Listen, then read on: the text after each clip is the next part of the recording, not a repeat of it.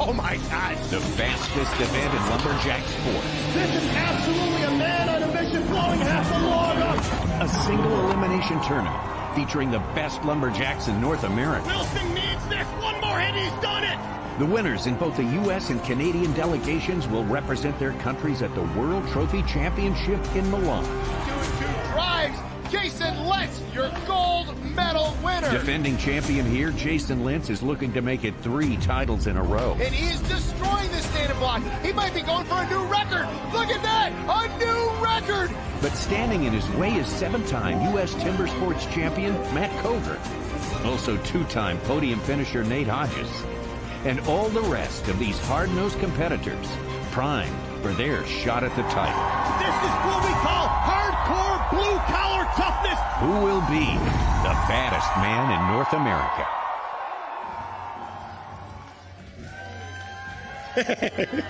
I love this. Hey, ladies and gentlemen, welcome to Virginia Beach. Welcome to the, I keep calling it the United States Trophy event. This is the North American Trophy event here at the 24th Street Stage Bridge, and everybody's out back going, did you see the size of the crowd out there? You see the size of the crowd? This is what we wanted, and we got it. Thank you so much for being here. This is a big, big deal. This is the biggest timber sports endurance event. It is worldwide, 16 countries around the world competing and watching at home live stream. My name is, I'm nervous, Super Dave Jewett. I've done this sport for 25 years, but now I've got the honor of being on the stage, being the stage announcer. I got nicknamed the Super Dave because I was pretty good sawyer in the single buck, which is one of the events today. And this is, believe me, we couldn't do this without STIHL and all of our sponsors. We're going to mention them in a moment. But fortunately, I'm going to have a little help calling the show today from my boys up there, Kevin Holtz and Tommy Sanders. Take it away, guys. Thank you, Super Dave. Now, Kevin, what we want is for everyone to pick out a favorite, root for them as hard as you possibly can. Why don't we get that ball rolling by you rolling out some of the ones to watch, maybe starting with one of the obvious ones, the fellow who's looking to three-peat in trophy championship action here on this side of the pond. Yeah, there you see him up on the Jumbotron. That is not a zoomed-in view. The man is really that large. That is Jason Lentz, and he has been dominating in this endurance event, putting up 1 minute of fury year after year after year. But he has a tough field.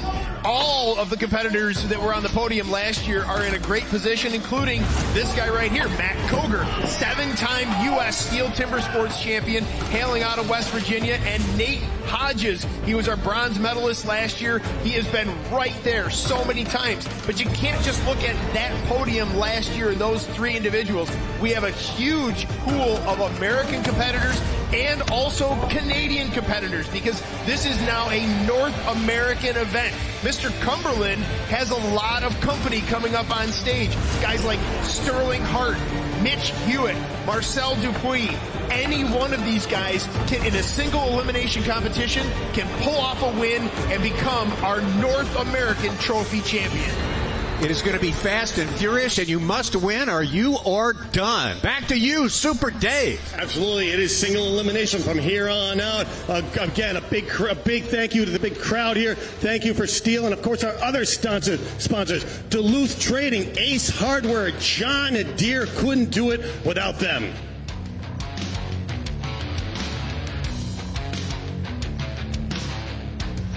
All right, we got 16 athletes total, 6 Canadian, 10 Americans.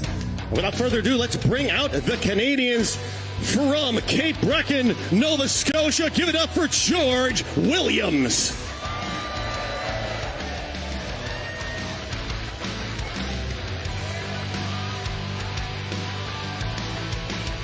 From Magna Bay, British Columbia, big round of applause for Mitchell Hewitt.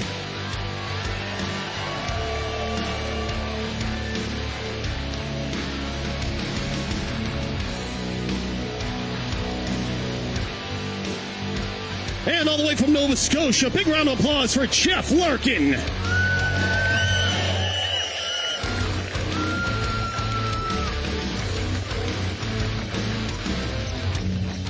And the professional fighter from Memram Cook, New Brunswick, Marcel Dupuis.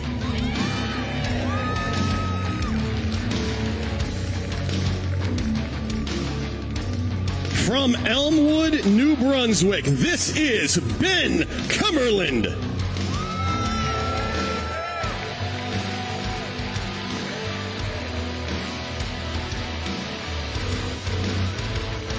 And our current Canadian Trophy champion from Squamish, British Columbia, Stirling Hart.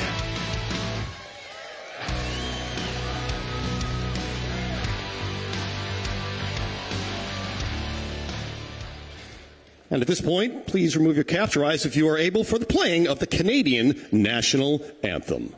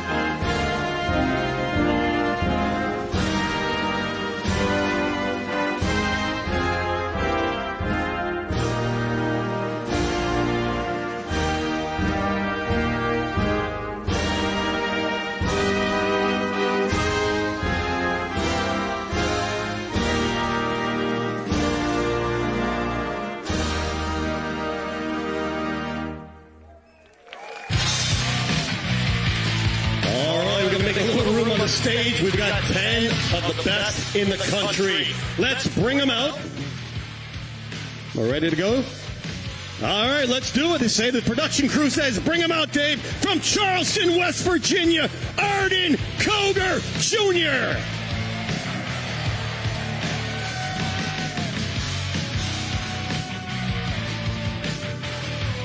And from Morgantown, West Virginia, this is Josh Wilson.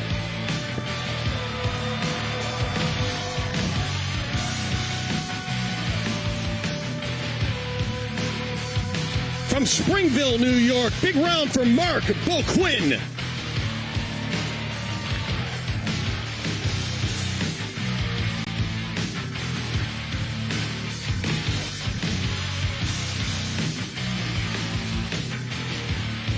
From Matthews, North Carolina, Ben Nicely.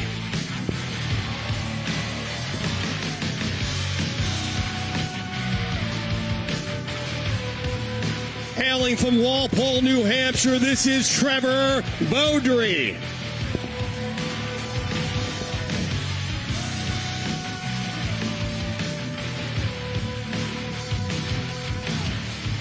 All the way from Toll House, California, Walt Page.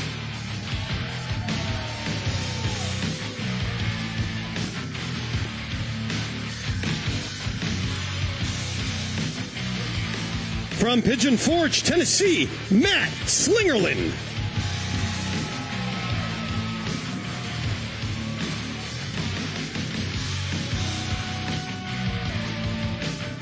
'23 bronze medalist from North Fork, California, Nate Hodges.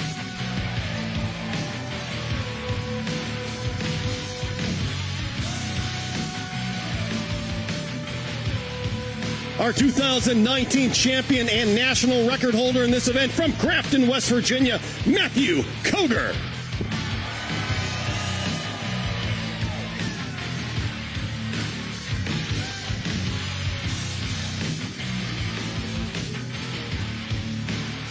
Our two-time and current national champion from Diana, West Virginia, Jason Lentz.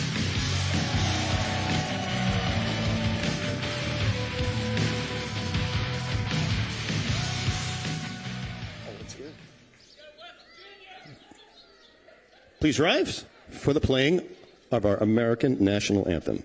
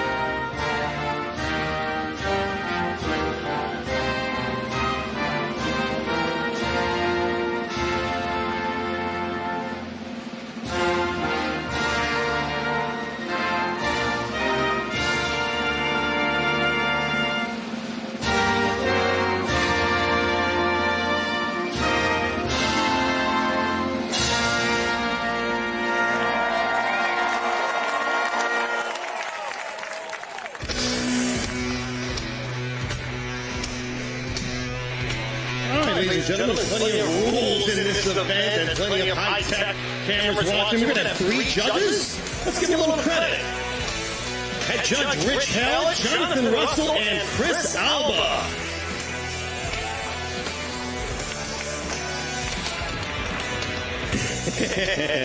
Welcome to Timber Sports, Chris. It happens to all of us.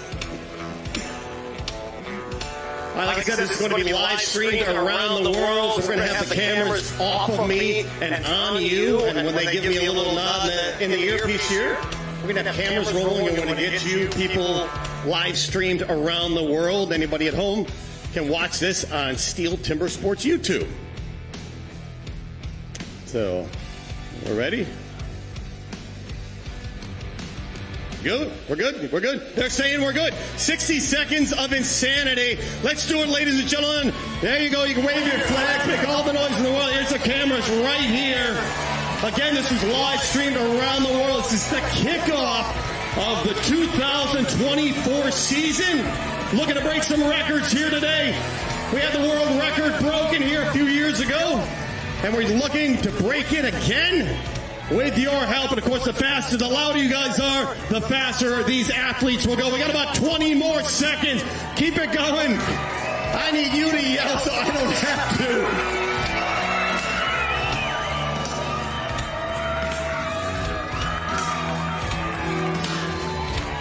10 more seconds. Here we go. This is it. This is the shot. There you go. That's the shot. Everyone's got their flags up. Beautiful. Everyone watching around the world, believe me, my phone has been blowing up wondering when this is starting. And it has started.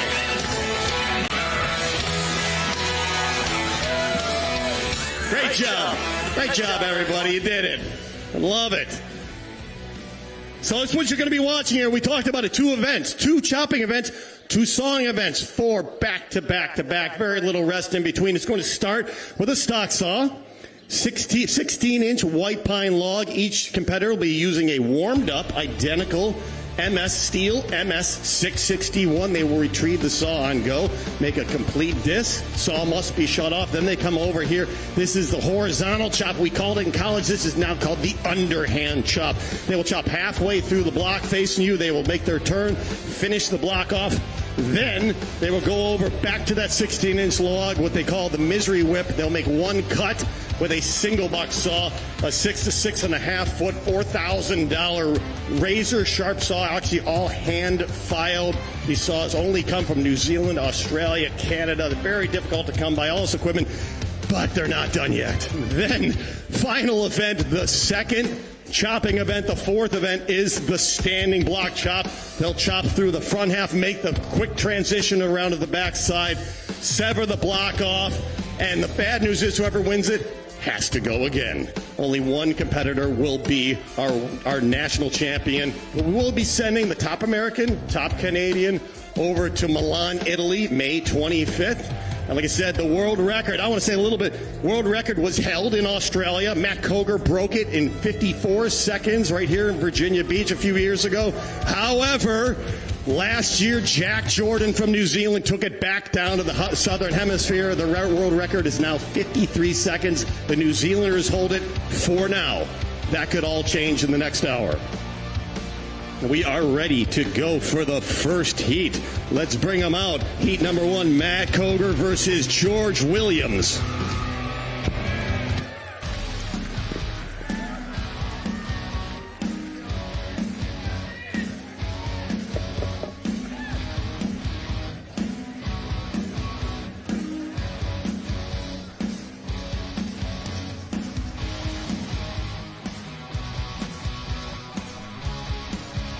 All right, here we go.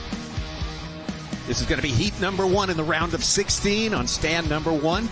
It's going to be Matt Cogar. And this man right here on stand number 2, George Williams. There's Matt Cogar, the 7-time U.S. champion, the winner of the U.S. Trophy title in 2018, winner of the World Trophy title 2019. His opponent from Nova Scotia in Canada, George Williams, was a good year last year, 5th in the National Individual Championship, 5th in the National Trophy Championship for Canada as well.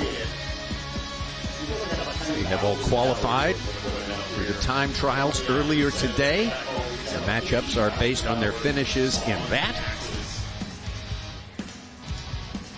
Matt Cogar says he is ready to go. He is healthy, and he is looking to win. Warm up your saws.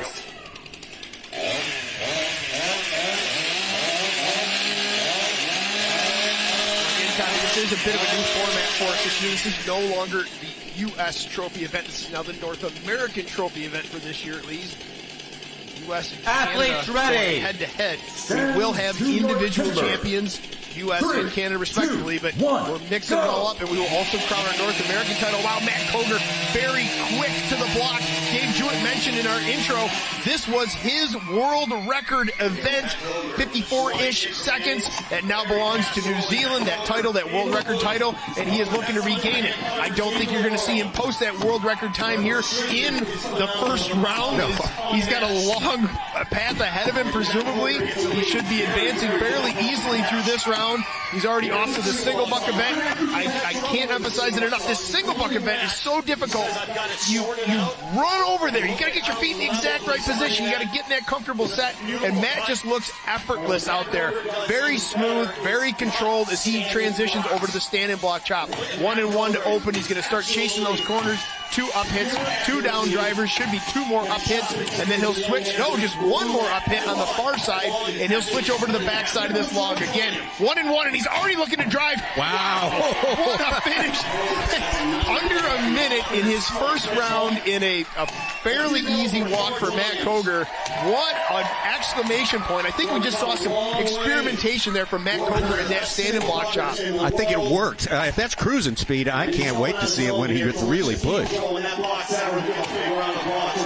Williams trying to get through this one right here. All right. George has done an unofficial time of 58.38 for Matt Cogar. I asked you before we started here, were we going to get under a minute? You said, I think so. That's done. Yeah, pretty handily. We can check that box already.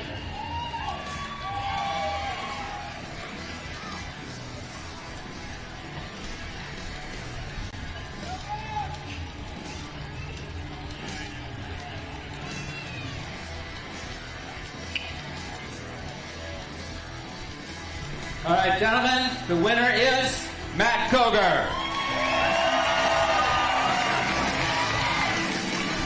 We're talking about the world record in 53 seconds. Matt Cogar was pretty much, I'd say he was on cruise control for that one. Not even breathing heavy. Look at that, 58 seconds.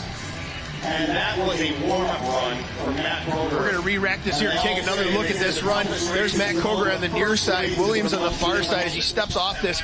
Just perfect transition over to the single buck, steps into place. We've seen a lot of guys struggle with that. They're coming in on a relatively dirty surface with the chips from the stock saw event there. But this is where he really shined. The Axe was loving this block.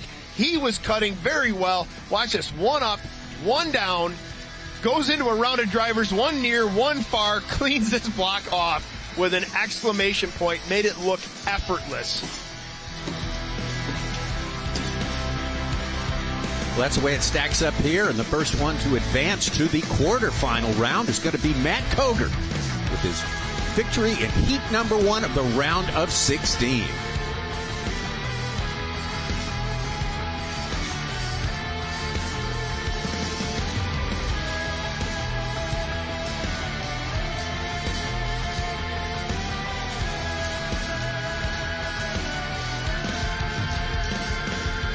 Eight will advance from the round of 16 in our quarterfinals with 8 competitors down to 4 in the semis.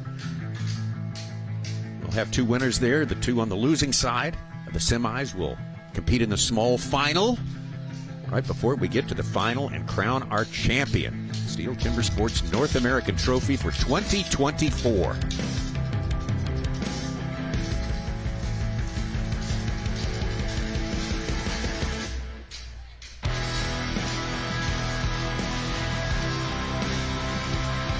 Got a great crowd. This facility here, the 24th Street stage.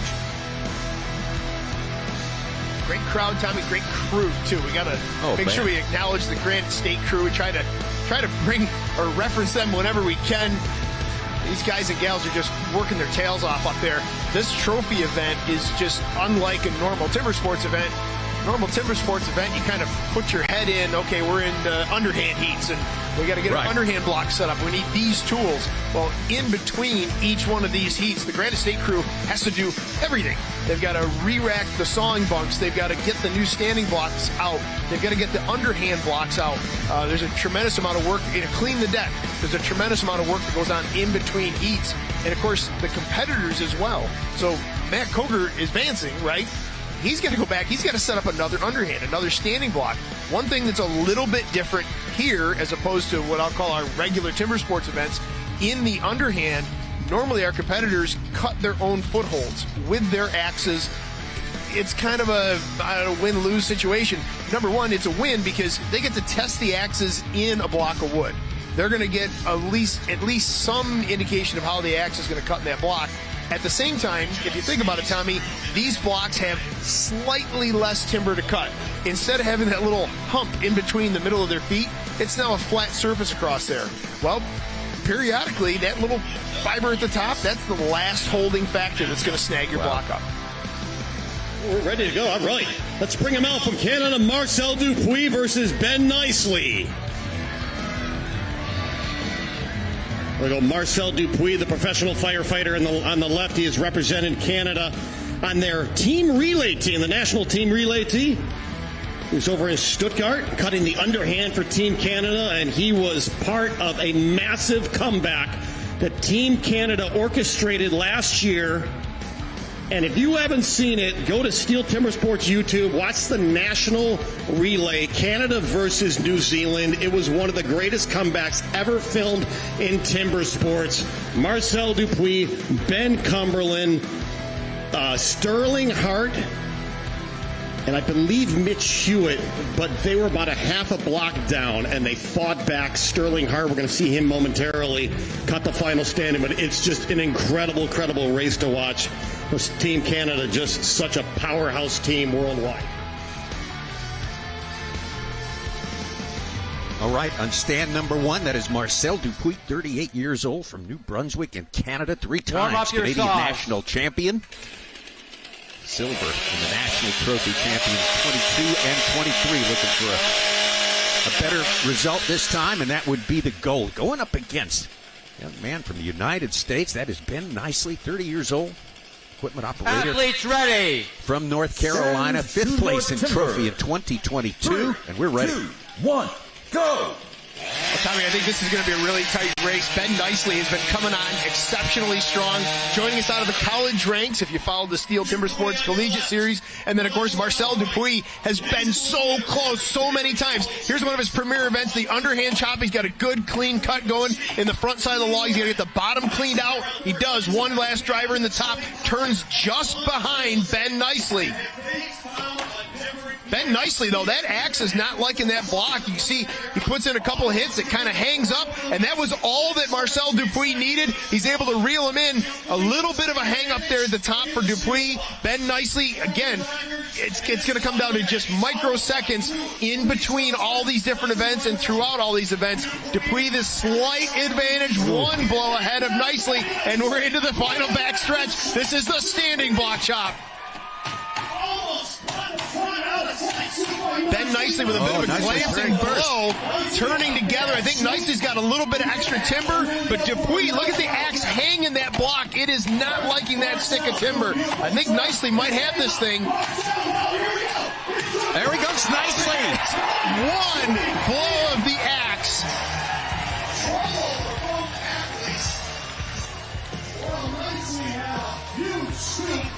Neither one of those competitors is going to be happy with that standing block cut. Marcel Dupuis, though, I think has the greatest level of frustration. That axe was hanging repeatedly in that block, and that is just our good buddy there, Dave Jewett, talks about riding a bike uphill and hitting a pothole. That's a good analogy. Kills your momentum. It kills your rhythm.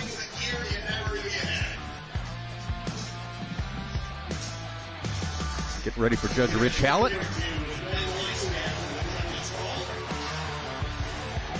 All right, nice job, gentlemen. The winner is Ben Nicely. Ben, you just looked off the stage. You said to someone, it's hard. You're saying the race is hard or the logs are hard. Because logs can vary, can't they? Yeah, the logs can vary a lot. I mean, luckily here, you only have to match 2, so they're pretty similar, but they can vary. Tell us about the front side of that standing block. You had a couple, I mean, people don't understand how difficult it is. You know, you're not swinging up and down. You're trying to control an axe on a 45-degree plane. You've got a 6.5-pound axe on the end of a 30-inch hickory handle. After you've done 3 events, what was going through your mind when you had that scoop? You thought you were out, but you weren't. You stayed with it. Yeah, the event's hard enough before, like when you can feel your arms. When you can't feel your arms, twice as hard. After the scoop, I figured I was just going to drive and get out of it. It's the best thing to do. Good call. You're moving on to the next round. Congratulations. You go, big. One more big round of applause. Ben Nicely.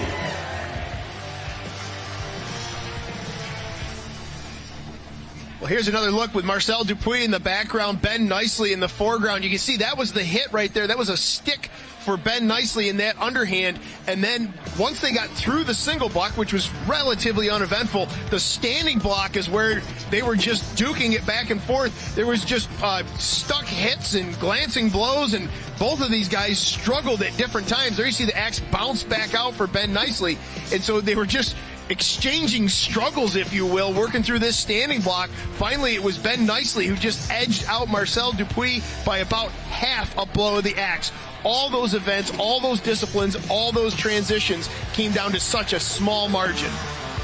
Ben Nicely with a time of 1:11.47. Ben Nicely of North Carolina becomes the second American to advance into the quarterfinals, taking down Dupuis. Got to rank as a bit of an upset, I think. Yeah, it is. But like I watched that heat come together, and I was thinking about Ben Nicely's career in the past couple of years, and he really has been on a tear. Right. And, you know, Marcel has had silver medal matchups and has been right there, and I kind of saw that coming. But honestly, I didn't know which way it was going to fall. And that's, what a race between two tremendous choppers and sawyers. You could see both of those guys have difficulty in that standing block, and it was a matter of who had less difficulty. 0.8 of a second made the difference in that, and that's kind of can be a big margin in this game. It's kind of like the stock saw in our regular championships.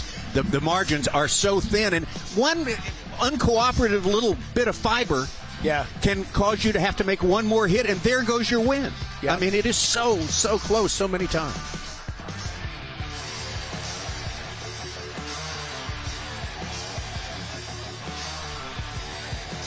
Well, Tommy, I was fixated on that standing block and axis hanging up and the issues that were going on.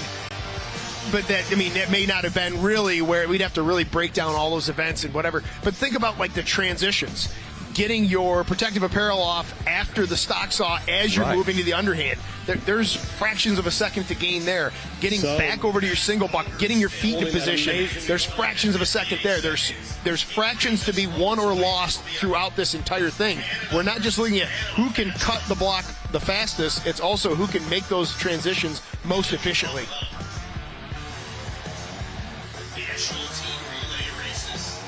STIHL TIMBERSPORTS sponsors every year.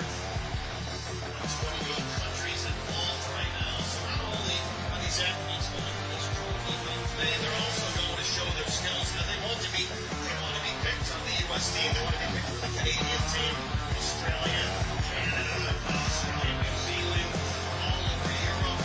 It's just exploding. So everybody's always fighting not just for the individual win, but to prove that they can do the underhand standing, the single block, the stock saw for their national team.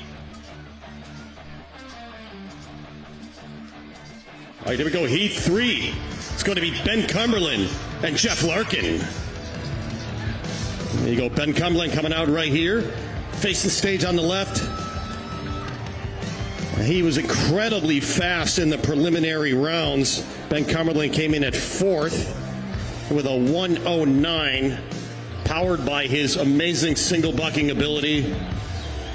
And he's told me earlier, I've been fighting chronic bronchitis for months now, but he says no worries, he's going to push right through it today.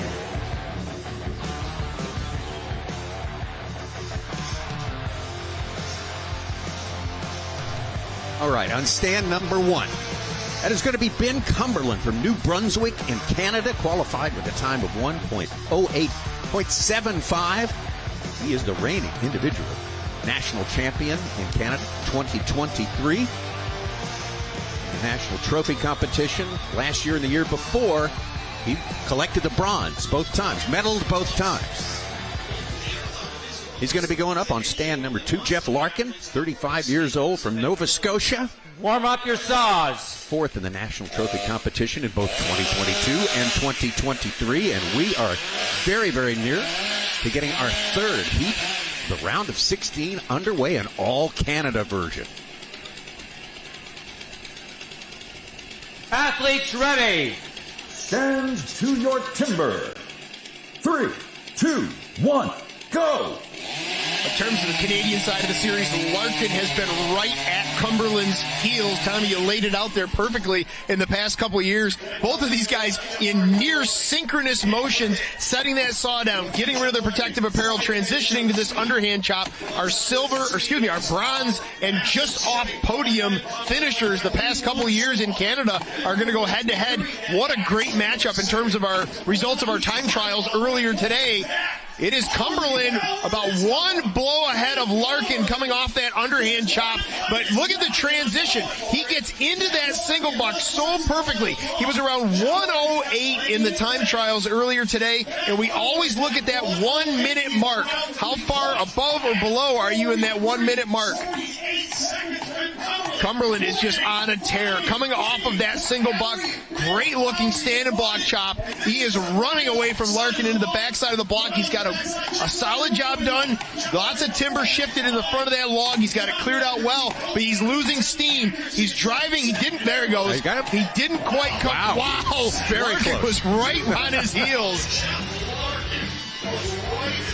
Cumberland on his second to last down driver on that standing block didn't quite move it close enough to him. He wasn't really in the guts. He wasn't really out on the near side of the block, and it didn't tear. It didn't open up that block. He had to go back and punch it one more time right in the middle, and it finally cleared it.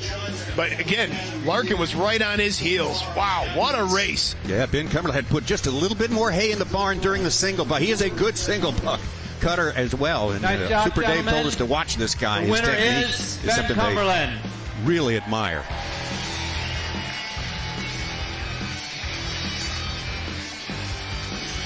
I don't know why I'm enjoying your misery, buddy. Bronchitis, chronic bronchitis for months and months. You got through, you look like you were just steady. But then when you dropped that saw, you went to the standing block, there was this massive anger that came out. Talk about that race. That was a look of being in the pain cave and trying to embrace the hurt. No, I got a lot of people supporting me, a lot of people who've helped with gear. All the glory to God. I'm just so stoked to be here. Cutting. Thanks for coming, guys. This has been a lot of fun. Rest up, get some oxygen. You're at sea level, buddy. Another race coming up. Big round of applause. One more time. Ben Cumberland.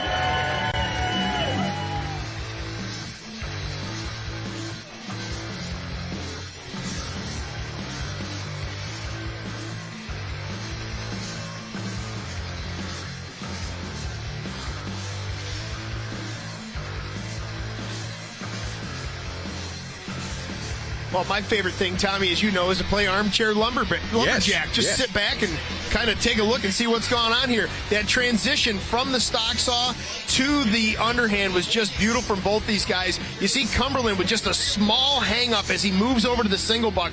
This is where that saw is set on a plane. It's resting in the top of that log. That saw needs to travel along that same plane, but if you step up to that block and you pull that handle down instead of in parallel to the plane that saw is sitting at, you're going to hang a raker. That's exactly what happened to Ben Cumberland at the start. You can see here as he's finishing, that hit right there. You know what? He made a liar out of me. He did have some metal showing on the near side of that log. It just didn't go for whatever reason. Had to go back one more punch, got it off. I credit to Larkin, though. He really turned it on in that standing block. I had virtually crossed him off the list after watching the interval as they started that standing block. But he found some time. He found some energy in there and shaved some time off that clock. So Ben Cumberland will advance to the quarterfinal. His time of 1 minute 6 seconds, 0.35 is the second fastest time today, second only to Matthew Cogar, and about a second and a half behind is Jeff Larkin. A good race between the two Canadians.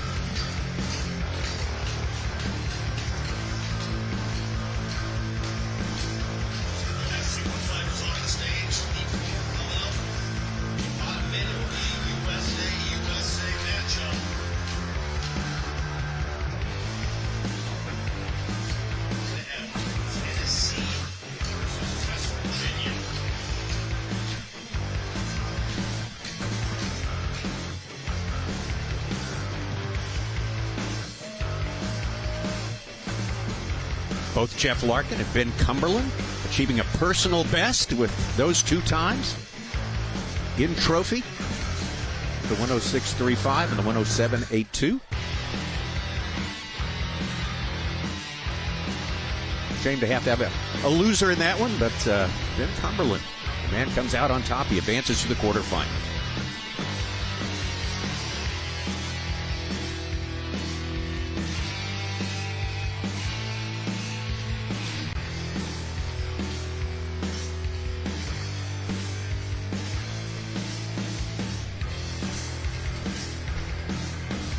Kind of cool and breezy for a day in May here on this beautiful boardwalk here in Virginia Beach. All 3 miles of it, just a marvel. And here at the 24th Street stage, terrific facility, terrific crowd. That's a beautiful venue, Tommy. And I know this isn't beach weather. I'll give you that. Not technically, no. But this is wood chopping weather. Why do you say that? Cool, nice breeze. These guys are running on prime oxygen. Right? Like, we're not overheating. We're not over-humidified. Yeah. They are just loving this. Here we go, Heat 4 from Pigeon Forge, Tennessee, Matty Slingerland, and his opponent from Morgantown, West Virginia, Josh Wilson.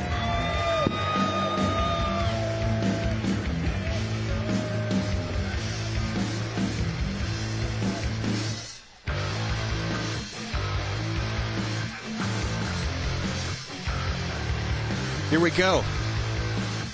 This is heat number 4 in the round of 16. That is Matt Slingerland right there. Matt Slingerland makes his home now in Pigeon Forge, Tennessee. Won the silver trophy. United States 2018.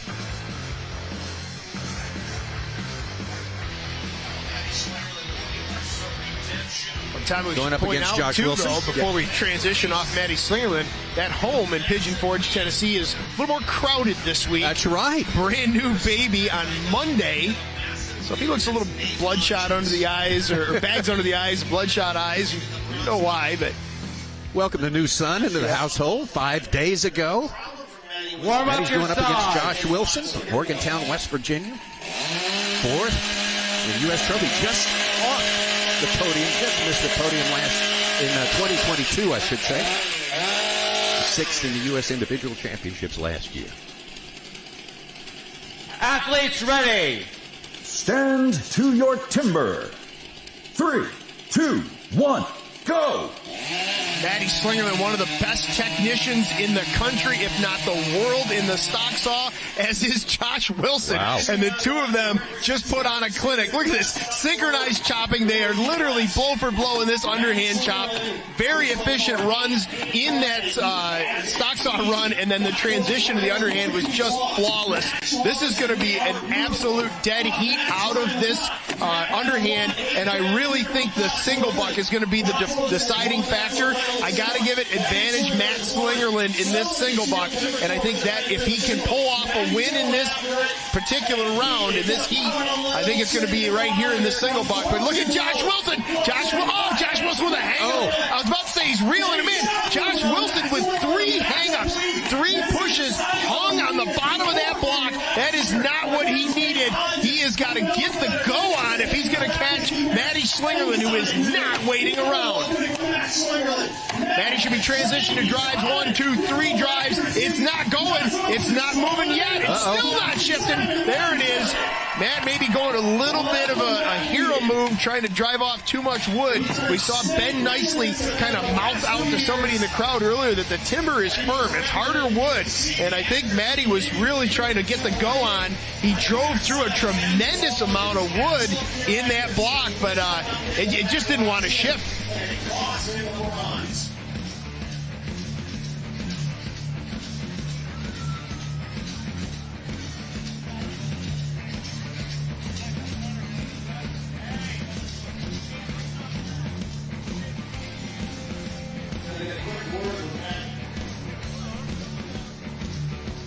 Nice job, gentlemen. The winner is Matt Slingerland.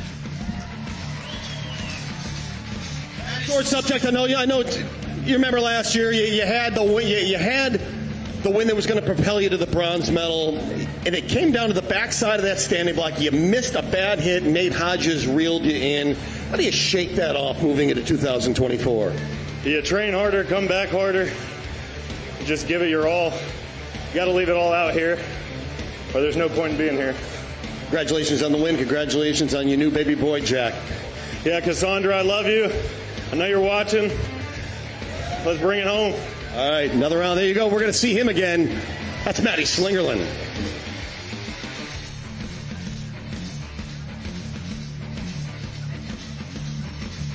Two great saw technicians. These guys are excellent operators, and you can see it may have been just a tiny advantage. Josh Wilson. Did you see how quick the protective apparel comes off? The saws come down, and in one sweep, the glasses and ear protection hits the stage. Stays very controlled, though, because you can get penalized if your protective apparel crosses the line or comes off the stage. This is a defining moment at the bottom of this single buck for Josh Wilson. He's off camera right now, but Matty Slingerland is rifling down through this log. Josh Wilson has a series of, I believe, 3 hang-ups at the bottom.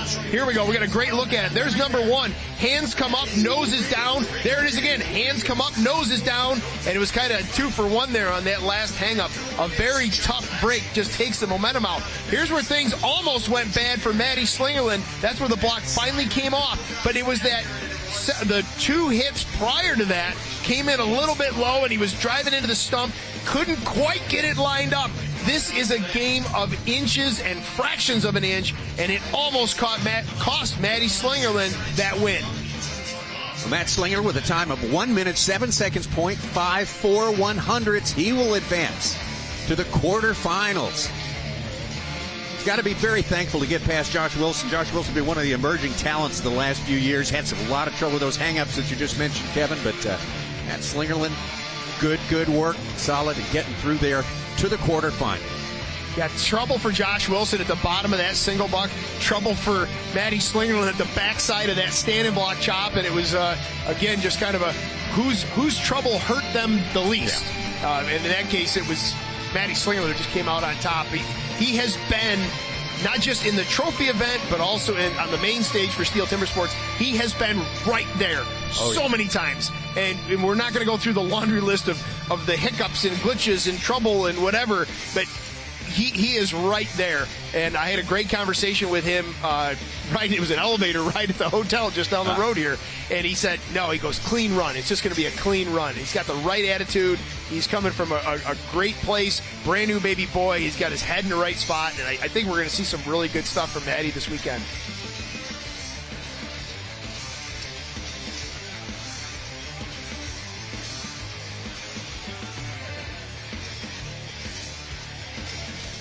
And that quickly, we are halfway through the round of 16 here. This Granite State crew, like well-oiled machine, taking care of 4 different disciplines at once. I mean, that's a task. Yep. I was telling somebody, and this is no slight on anybody, but I was telling somebody, I said, well, yeah, it's going to be on live stream, but, sometimes that action's a little slow. We got to set up in between every event. There has been no delay. Oh, my God. These guys are just blitzing through it. I feel like by the time we run a replay, we're taking a look at the scores, whatever, we're just a matter of seconds away from starting the next heat. So all the credit to that Granite State crew. They are knocking it out of the park in terms of transitioning from one heat to the next. I suspect they've trained pretty hard for this one as well, just like the athletes. It shows.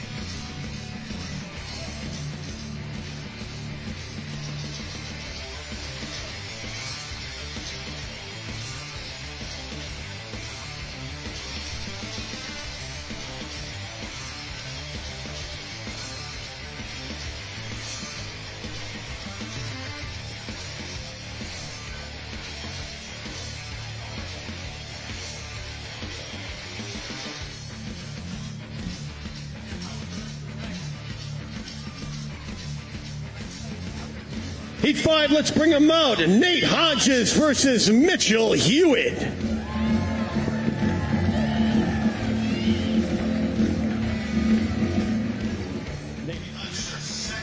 Been waiting for this one, Tommy.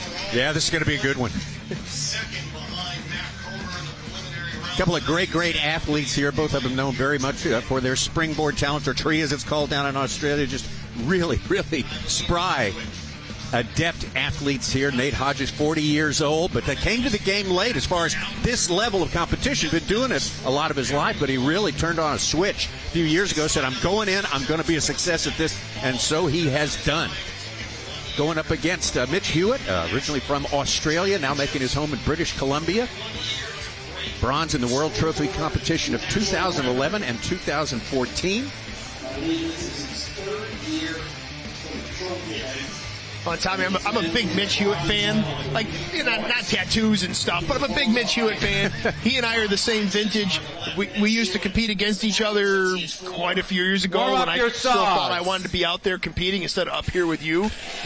But Nate Hodges is just on a tear. The past several years, every year we're like, well, you know, that was kind of just a thing, right? Like, that's just a thing. That's not going to happen again. And he just brings it every single time. The determination, the training, the investment. He is just full go all the time. This is going to be a race. Go!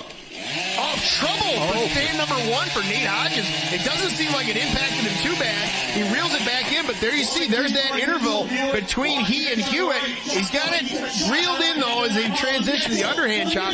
It looks like he came down and maybe got the chain break at the start of the stock saw. So now, here's the dichotomy. Here's the difference between these two guys. The technique of Mitch Hewitt, the efficiency, and then the brute force, the clubbing swing of Nate Hodges over on the left. Curious to see how this pans out. Nate Hodges has like a couple, like literally a few tiny minuscule cuts with this single muck saw, and he's running it exceptionally well. JP Mercier built him that saw specifically for this event. He said he wanted a lighter saw. He wanted to be faster. Look at Mitch Hewitt is reeling him in, though. Nate Hodges is through the front of this block. Mitch has a tremendous amount of work to do. He is still on the front side of the log. I don't think he's going to have any chance of catching Hodges at this point. There it is. Nate Hodges drives off. 104 showing on the clock.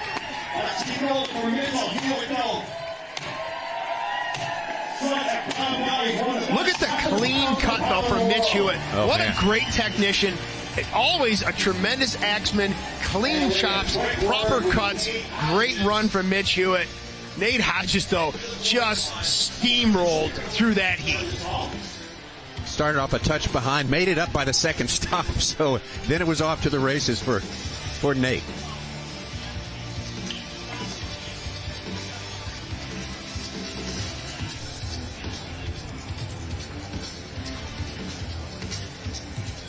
Rich Allen ready to deliver. Nice job, gentlemen. The winner is Nate Hodges. Great job, Nate. You said, look, I'm here to win, and you're just a man on a mission. How you feeling? Again, you're the one that said that first race is the most difficult. Yep.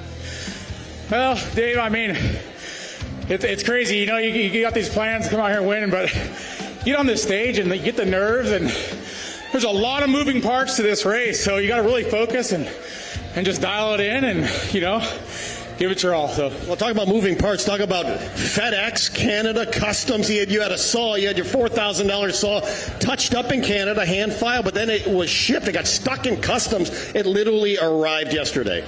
Yeah, it was. You know, JP Mercier does a really good job with saws. He's backed up. He's a busy man because he's so good at what he does. He put that thing in the mail Wednesday afternoon. Crossed our fingers.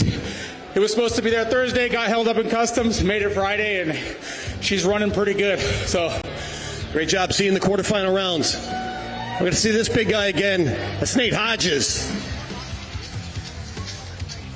See the replay here. Hodges. Oh, Well, there you see that run from Nate Hodges as he goes down to the saw, grabs a finger or two, or hooks a finger or two on that chain brake. Fortunately, it did not engage. If you push that lever forward, it actually locks a brake onto the clutch of the chainsaw. So, yeah, it was bad. He shouldn't have touched it. It threw his hand off, but it could have been a lot worse. Just a few extra ounces of force in the forward direction. It would have locked that chain brake on, and then all calamity just ensues. Here we see him into the underhand chop, putting in a beautiful, clean, nice, neat face in that club-handed style chopping. I cannot endorse club-handed chopping, but I can't argue the results. Yep. What a great cut. And here's that saw that we just talked about. That single buck saw came in, overnight mail, showed up literally yesterday on Friday. He's only just had a couple of cuts with it, put up a great run. And then he goes at this standing block with a snow shovel of an axe, an absolute monster of an axe. The two hits more than cover the face of that block into the backside. Mitch Hewitt, unfortunately, no chance to catch up at that point. It was all Hodges cruising through the back of this standing block. Nate Hodges' time, 1 minute, 4 seconds, and 13/100ths, the second fastest time so far today. Nate Hodges of California will advance to the quarterfinals. Ask him how he trained for this. He says, I live up at elevation. There's lots of dead trees there. I go find one, I drag it home, and I chop on it till I can't feel my arms anymore. That's how he builds his endurance. And you know who would endorse that? We don't talk about this name much anymore. Matt Bush. Matt, if you're watching, still thinking of you, buddy. But Matt Bush talked about that. He and I actually had a ride back from Virginia Beach years ago, and we were talking about training. And he says, you got to chop until your arms are dead. Because once your arms are dead, then the big muscles take over. Then your form really dials in. And so that's a great training strategy for Nate Hodges, who, in my opinion, is too dependent on those arms. He's got big muscles, big meaty guy, super strong, but still, I don't care how big your arms are, they're still not the biggest muscles in your body. You got a lot of other big muscles there. So that's a great training strategy. It forces you at that point, once your arms are noodly, gets the rest of your core engaged and lets your arms just kind of whip around. Well, I know you and Super Dave want to get your hands on his single buck technique as well. So he's maybe got a session upcoming with you somehow. Yeah, I'd love to see some tune-up. I mean, he's exceptionally fast with that saw. Don't get me wrong, but there's always faster. There's always that next level, and every single competitor on this stage is hunting that.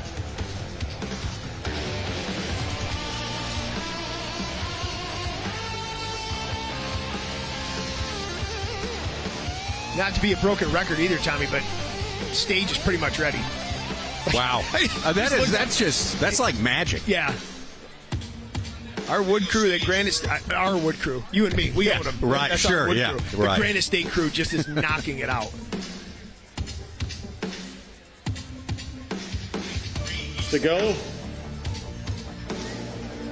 Okay, here we go. Heat 6. This is Trevor Beaudry versus Mark Beauquin.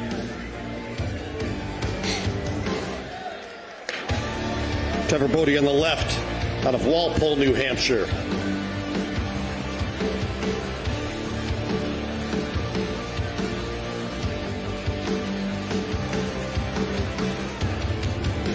Over previous years, Mark Beauquin, Springville, New York. Mark Beauquin, big guy on the right. Mark Beauquin from Western New York, 12th in the trophy competition last year, but loves the trophy. Really, really enjoys it. Best time, though, was a 128.95.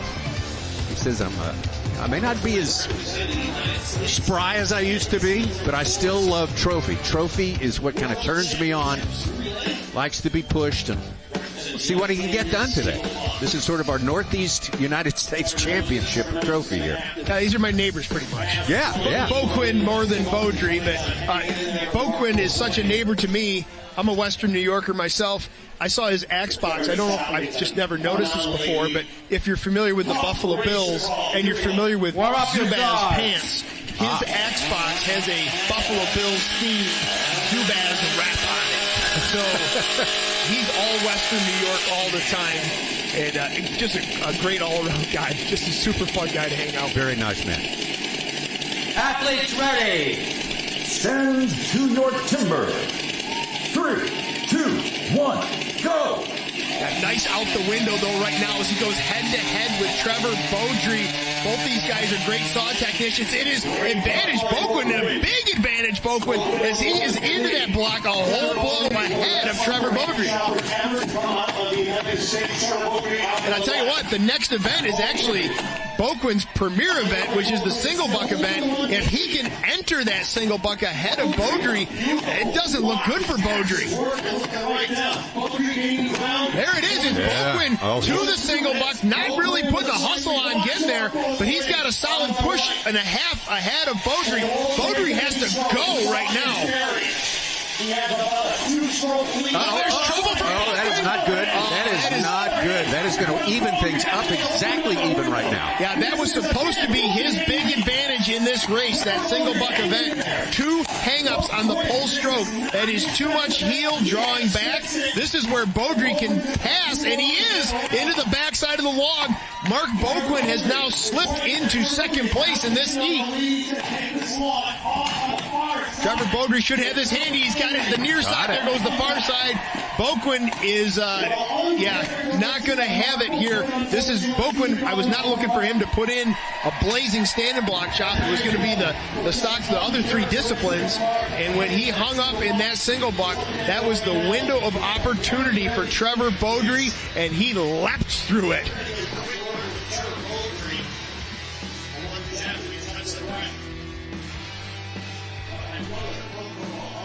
That is a personal best for Trevor Beaudry. We'll give you that official time in just a moment here.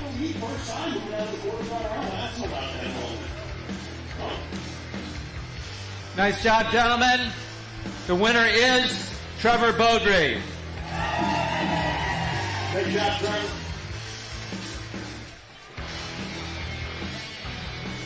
Moving on to the quarterfinal round. What's the farthest you've advanced in this trophy event? Quarters. Quarterfinal, here you go again. Now, I heard you talking with Stirling Hart earlier. You said, Stirling, I want to thank you for helping me out with my standing block chop. Stirling Hart out of Canada, and that it really is an international sport, and everybody helps each other.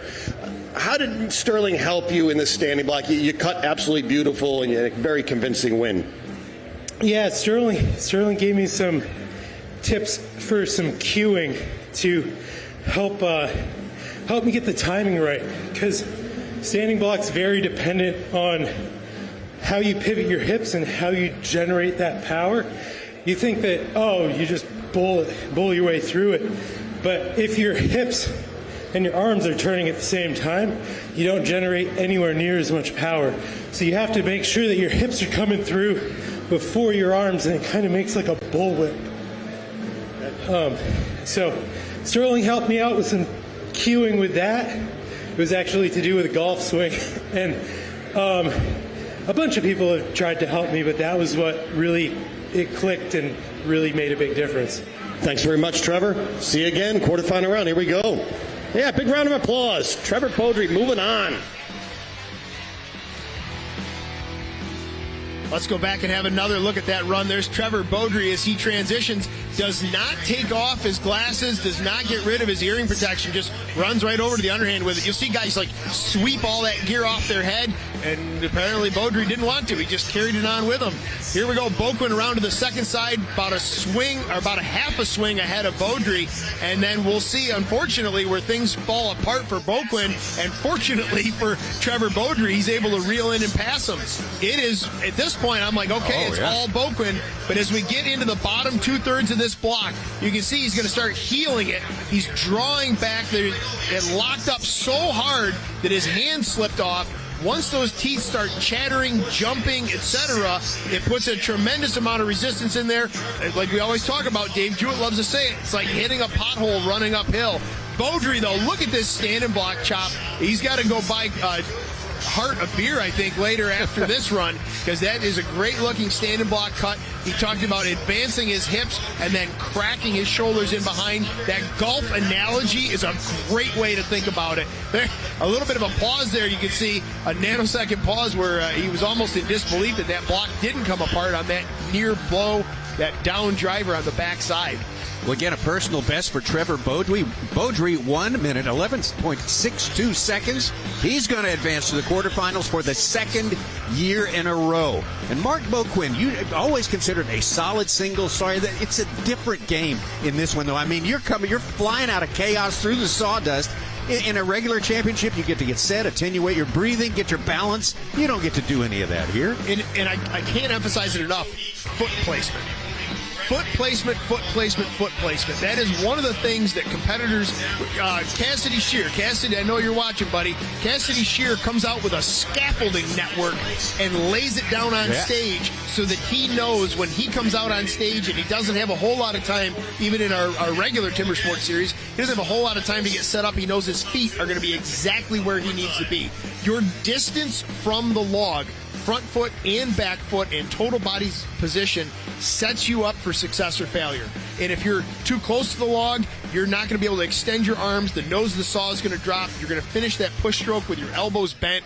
It's going to cause disaster. If you're too far back, you're going to have a whole new series of problems. So foot placement is so huge. And when you're running off that underhand block and running towards the handle of your saw and trying to jump into that perfect foot placement, it probably isn't going to be exactly where you want to be, and that's why you see some of the best single sawyers in the world struggling out here periodically. They're just not in that headspace. They're not attending like they would normally if it was just a single buck event. So just 2 heats remaining. This is our time.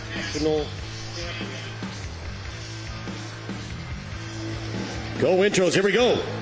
Heat number 7, Jason Lentz versus Arden Cogar Jr. Jason Lentz out of Diana, West Virginia. Took the title in 2022-2023 here at Virginia Beach.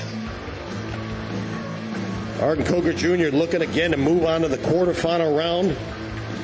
Jason Lentz, fourth generation. Right there, Jason Lentz, Jason Lentz on the left here. Three-peat as far as trophy competition goes here. At this side of the Atlantic for sure. So our reigning individual champ as well. He's got 2 of those championships.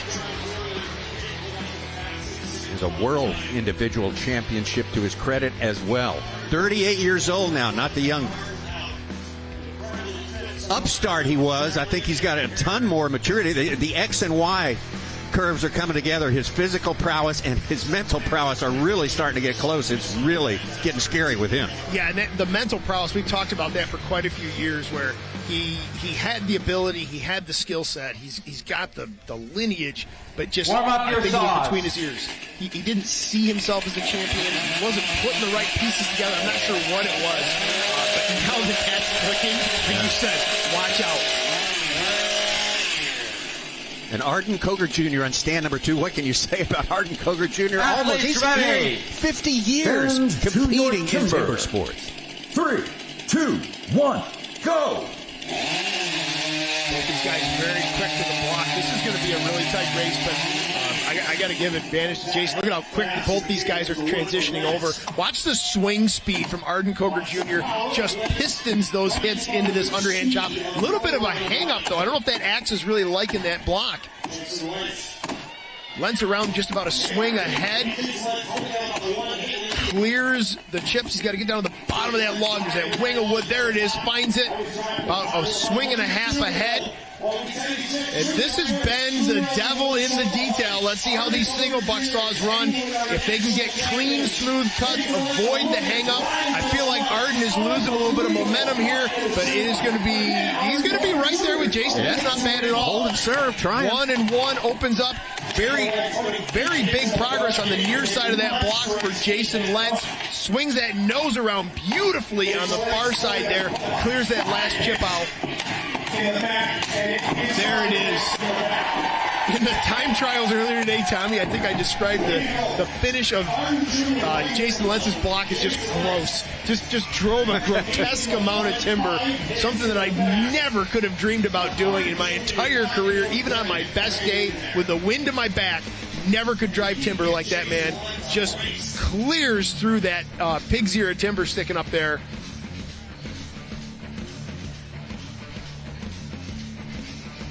Hey, hats off to Arden Cogar.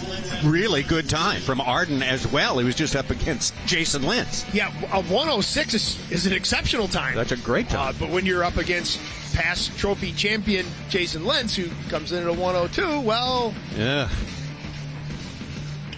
And the winner is Jason Lentz.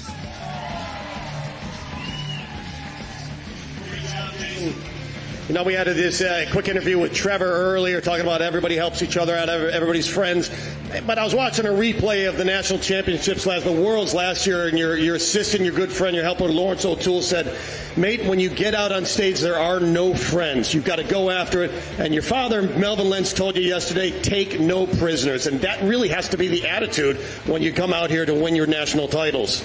Yeah, Dave, we're all friends backstage. You know, party, drink beer, hang out together, but on stage, it's business, man. All right. All business. Love it. We're going to let you get to business, get rested up. Big round of applause. We're going to see him again. There's your title holder looking for 3, Jason Lentz.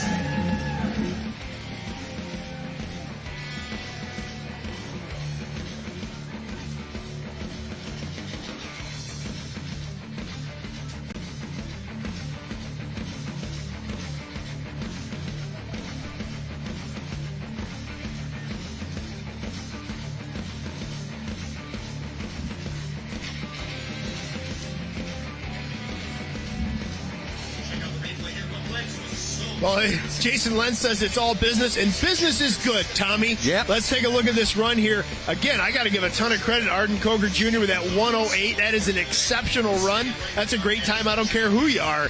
But it was all Jason Lentz here, just staying just ahead of Arden Cogar Jr. that entire time, posting that 102 time.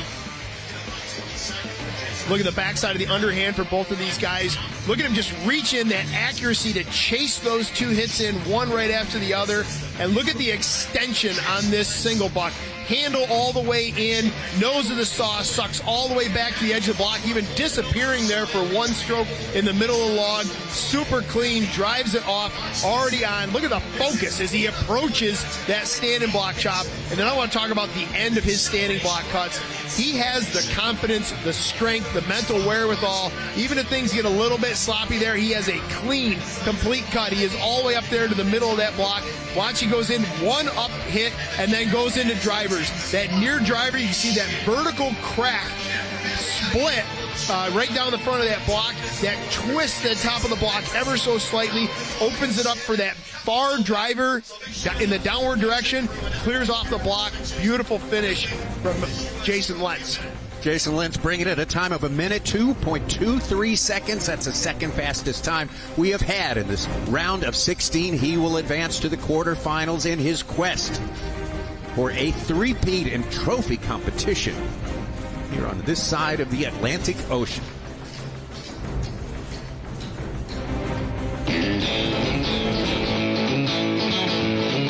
Being here in Virginia Beach, they are the best in the world. They aren't here for a long time, but obviously they're here for a good time. Yeah, I don't know who left the keys in the gator, but it did offer a good international team building event, let's call it. There you go.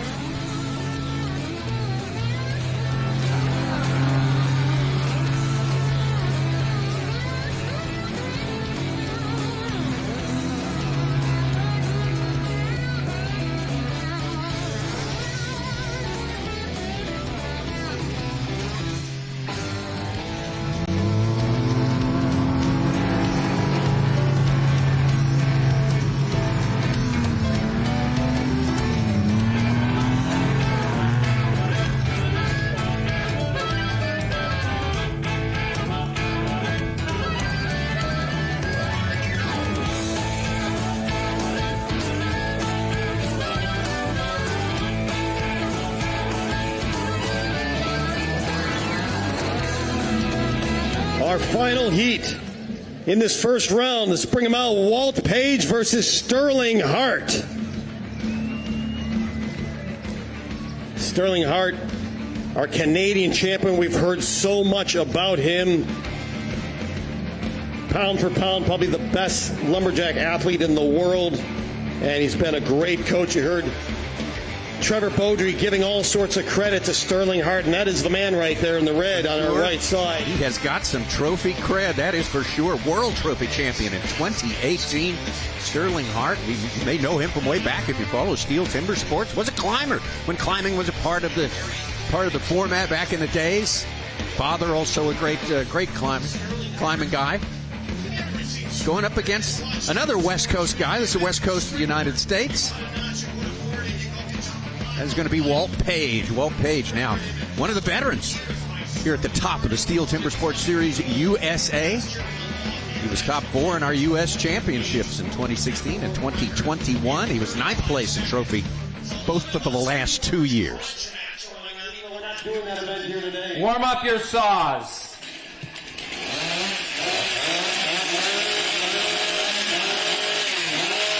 Some of our guys have said Stirling could be the X factor in this thing here.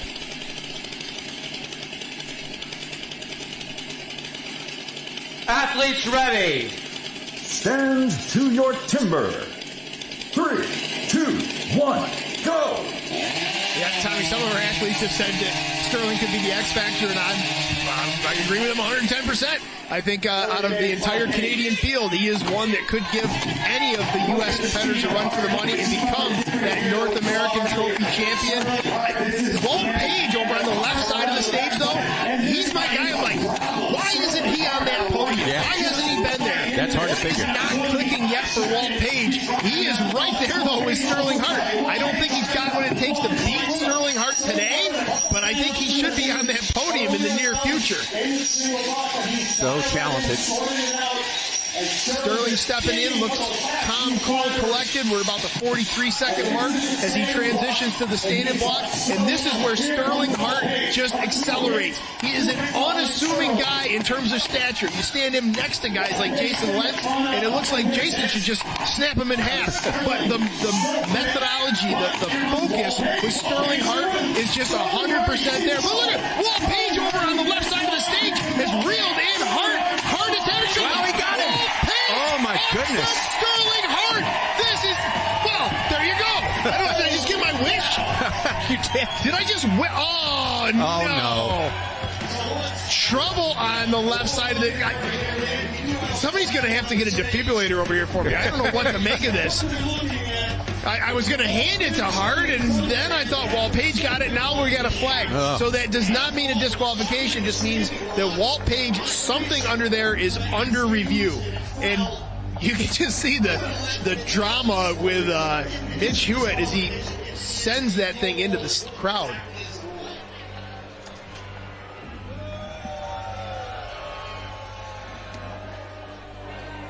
Yeah, so we have a disqualification on this stand. The rule is that the axe has to be placed securely in the block for safety reasons, and the axe fell out of the block while Walt was chopping, so the winner is Sterling Hart. A quick word with Sterling Hart here. Yeah, unfortunate for Walt. Or Sterling, rocked here in the earlier round, and I think it was more angry. You were just absolutely firing. Tough block in the standing. You're one of the best standing block choppers. Everybody studies your standing block technique. How was that standing block? You looked like you were just slowing down, although you are incredibly fit. I just made it look difficult, to be honest with you. That was a beautiful block, and I made a bunch of mistakes in the back. Like I made 3 or 4 huge mistakes in the back, which allowed Walt to come through. And you never want to win that way. That's a super unfortunate DQ. Because big hand for Walt Page because he earned that victory, but I'll take it and make the most of this opportunity. So. Thanks, Sterling. See you in the quarterfinal round. Well, we'll see that replay in just a moment here.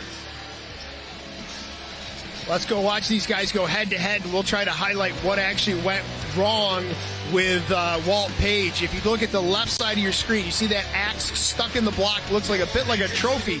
Well, when he went to set it, it actually double set it, like it didn't want to stick. Now watch, there it is. His opening blow on that standing block rattled the stage to the point. So the rule is that axe must be firmly planted in that block. It cannot fall out. It's a safety rule.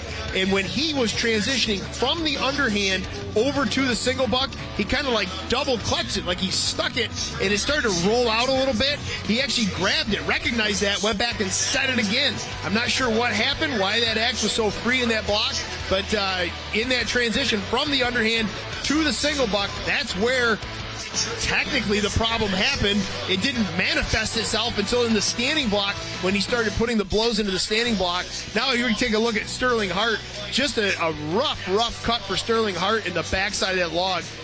I'm back down off the ceiling of the tent now. Well, but deep breaths. Yeah, really. What a race between two tremendous axemen. Yeah.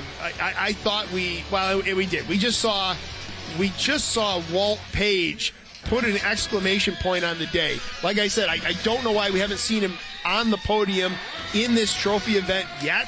He is right there. He's got the skill set. He's one of the coolest-headed guys out there. Oh, yeah. He just should be up there. Absolutely. Well, Stirling Hart with a time of 1:11:22 will be our 8th athlete to advance to the quarterfinals. Our round of 16 competition is complete. We have another round coming up. The quarterfinals, 4 matches, and only 4 will emerge. We'll take a quick break and be back to Virginia Beach.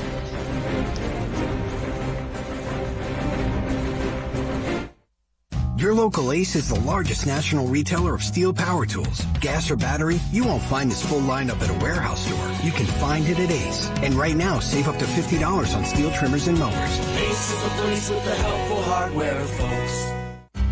Duluth Trading Company was born from generations who showed us that the only way to live life is to live it hands-on. To do it the hard way. To take the trail untrodden. To take the damn thing apart, put it back together, and have the world be better for it. We don't think that the go all in, dig deep, and get your hands dirty spirit exists in everybody. We know it does. Duluth Trading. Take on life with your own 2 hands.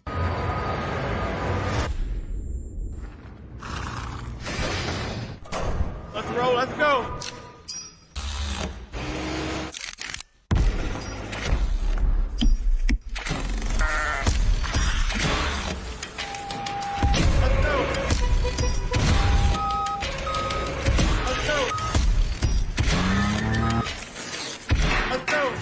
When we work in harmony, anything is possible.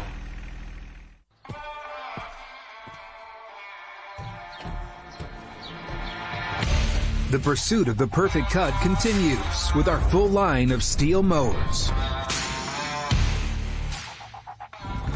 From gas or battery to zero turns and push mowers, join the pursuit and find your perfect cut.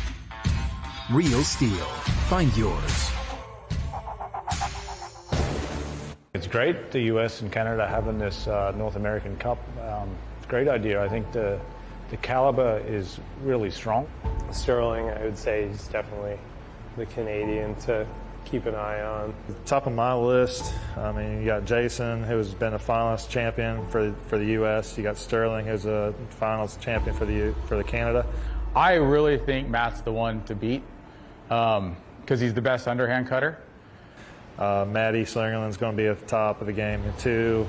Myself and Nate Hodges will be right in the running as well. So it's like, it's just like there's a point where everybody's almost on an equal playing field. It's just who's going to want it the most.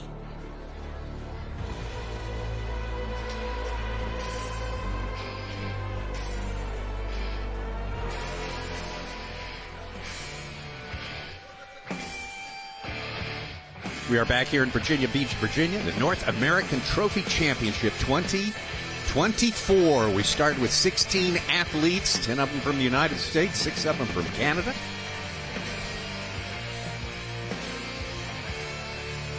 We have had our round of 16, so we are down to 8 athletes now. The top finishing athlete from each country is going to represent his nation in the World Championships trophy, coming up later this month from Milan, Italy.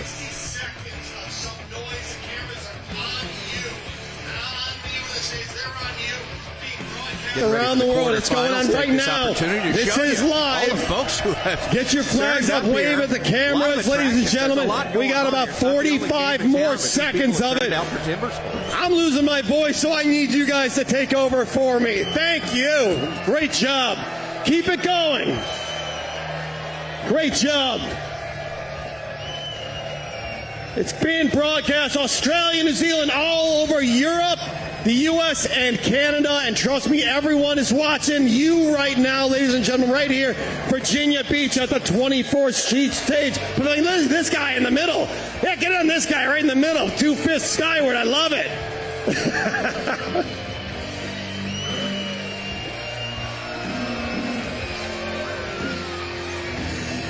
All right, about 15 more seconds. One more big burst for that 15 more side. That's the best one. Where's that been? Where'd that come from? That's what I wanted to see. Great. All right, that's it. You did it. Here we go. Intros. Quarterfinal round. Let's bring them out. Matt Cogar and Ben Nicely.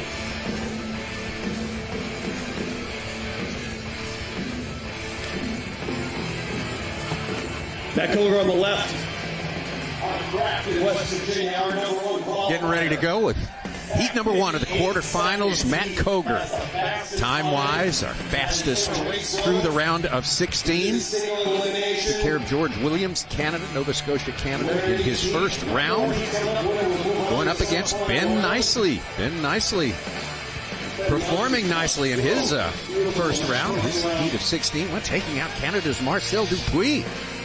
Not a small feat.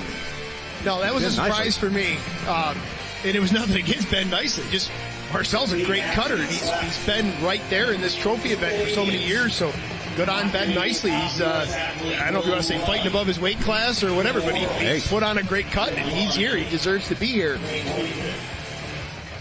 He's going to have to fight above his weight class again, I think, coming up in this heat upcoming. Going up against Matt Cogar. Warm up your saws. 7-time U.S. champ. Won the U.S. trophy in 2018. Backed it up, winning the World Trophy in 2019. Athletes ready. Stand to your timber. 3, 2, 1, go. Matt Cogar very quick on the go up into the block. I don't think he had his hand exactly where he wanted it. I'll have to go look in the replay to see what all went on there. But it seemed like a little bit of a bobble there on the stock saw. Here he is. Look at the beautiful underhand. Oh, there's a hang up from Nicely. Oh, and another hang up from Nicely. Again, it just puts the brakes on the momentum. Your axe recovery out of that block is so critical to keeping that flow. There you see a firm axe set from Matt Cogar. He just saw what happened to Walt Page in that last heat. He doesn't want to DQ. Not really putting on a blistering pace here in this single buck. Matt Cogar's putting up a good cut. I think there's more in the tank, though. Ben Nicely still right there with him. Here we go, down to the standing block. And if I'm Ben Nicely, I do not want to try to pass Matt Cogar in a standing block. Last up driver there from Cogar as he comes around. One and one for opening blows. Chasing those corners. Yearwood is done. Oh, my gosh. Wow. What a beautiful finish. Just, these guys that drive off that much timber, yeah, it's nice soft white pine, it's beautiful wood to cut, but the hit placement and the confidence and the tool, it all has to line up just driving through a disgusting amount of timber out there. Matt Cogar's time not as fast as it was in the round of 16, but fast enough to get the job done. All you have to do is win, just win.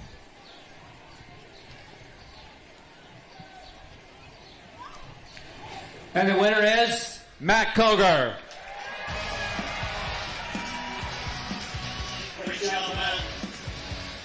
There's so many things in your mind. Look, I just want to chop. I want to chop and I want to stop. But there are rules, and it's happened to you. You've been knocked out from slight rule infractions, and you saw what happened earlier with the axe coming out. Does that get stuck in your mind? Do you ever have deja vu, like, oh, I hope this doesn't happen to me, or you're just like, you just got to go for it and do your job and trust your training? I think all the hours that you spend training, that's what happens. You're thinking about it. It's like, you know, what am I going to get DQ for this year? And then you got to put that out of your mind. Just focus on what you're doing on stage.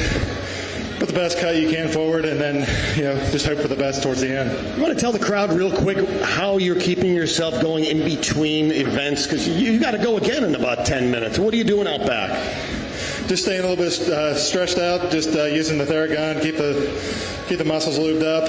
You know, I brought a conditioning bike just to help get some of that lactic acid out and keep everything flowing. And, you know, your heart's the pumper for this whole race. You got to keep it clean too. Go rest up, buddy. Thank you for the interview. Here you go. Big round of applause, Matt Cogar.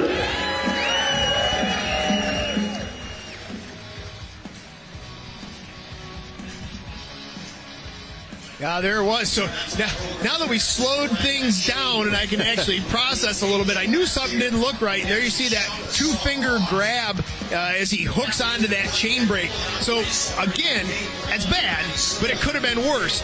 A few ounces of extra pressure against that chain brake and it will lock up the clutch on that saw. It's a safety feature. It's supposed to be there. So again, bad, could have been worse.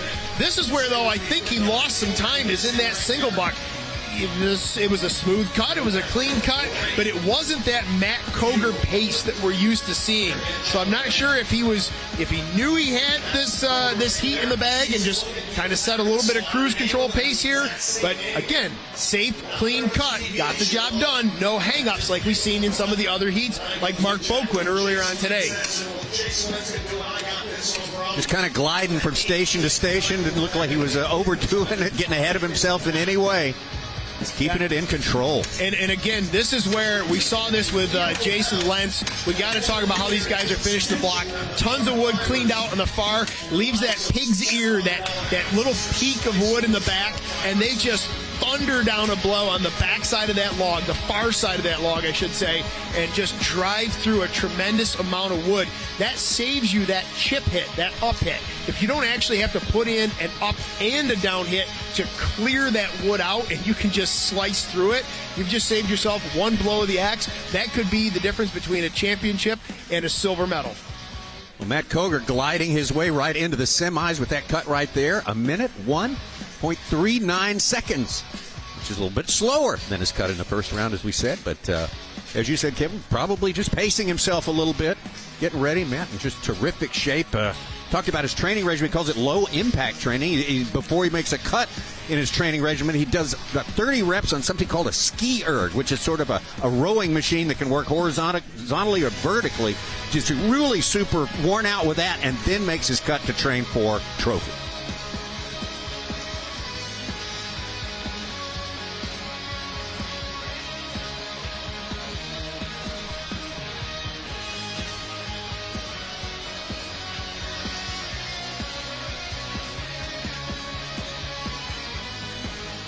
That was our first heat here in the quarterfinals. We will have 3 more heats to identify 4. We will pass on to the semis. If you're just joining us, Matt Cogar, 7-time U.S. champ. Won his first 2 matches, or his first 2 heats, in order to gain the semis. But also, if you're just joining us, it's worth pointing out this is the this is the 3rd time that all of these competitors have run through this sequence today. They all went through time trials. They all went through the first round. Now we're in quarterfinals. This is all of their at least 3rd time running through all of these disciplines. And here they come. Let's give it up for Ben Cumberland and Matthew Slingerland. Stand number 1 right there, Canada's Ben Cumberland. Very impressive the first go-round, 1:08.75. To defeat his fellow countryman Jeff Larkin. In the round of 16, Ben from New Brunswick, Elmwood, in New Brunswick, Canada. He is the defending individual champion for the nation as well. Matt Slingerland, 3-time silver medalist in Team World Competition. And so close so many other times. It's so many big championships here in the United States. Yeah, Maddie has been right there. Just right there. Just we're so close to seeing him have those last couple of pieces fall together, and I think age is going to bring that. I think that maturity, that outlook, I think age is going to bring that. I think it's going to help bring those last couple pieces together. It's going to be interesting because both of these guys are exceptional power sawyers and also single buckers, single sawyers. And so I feel like it's going to be an interesting transition between events. We're going to see how these guys stack up head to head. Yeah. Athletes ready. Stand to your timber. 3, 2, 1, go!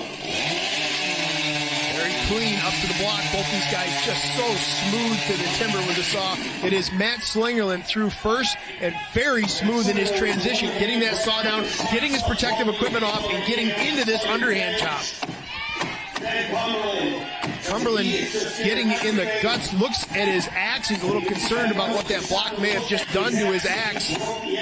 There's a big slab of wood coming off of Cumberland's on the backside of that log. He's got to play catch up though, which is going to be, oh, there it is, trouble for Slingerland on the top of that block. Again, these guys, I don't like the foot movement from Matty Slingerland over there on the stand. You can see he's kind of repositioned that foot, drives through at the end, though he gets the job done, but with all of those chips on the stage from the stock saw, that's where we need to have spikes on our feet, I think, to get them locked in. Look at Cumberland as he wades into this standing block chop. He's going to do his best to try to reel him in, but Matty Slingerland is running away. If Matt puts in a clean back on this block, he's looking to drive. There it is. He's got it. Looks like a new personal best for Matty Slingerland. Great job on that.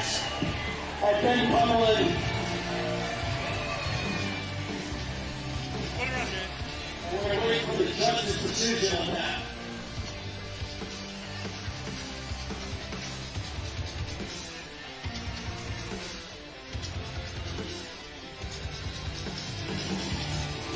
Get a quick interview with that swing.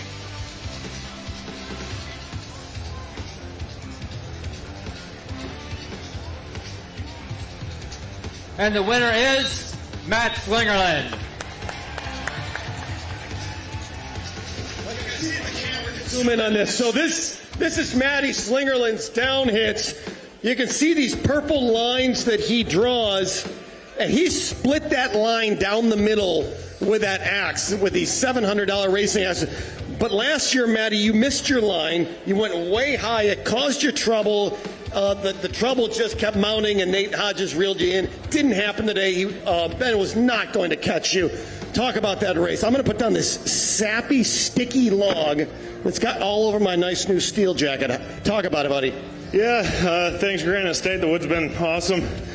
I just got a clean run. And I had a little bit of energy since I got that first race out of the way and just went with it.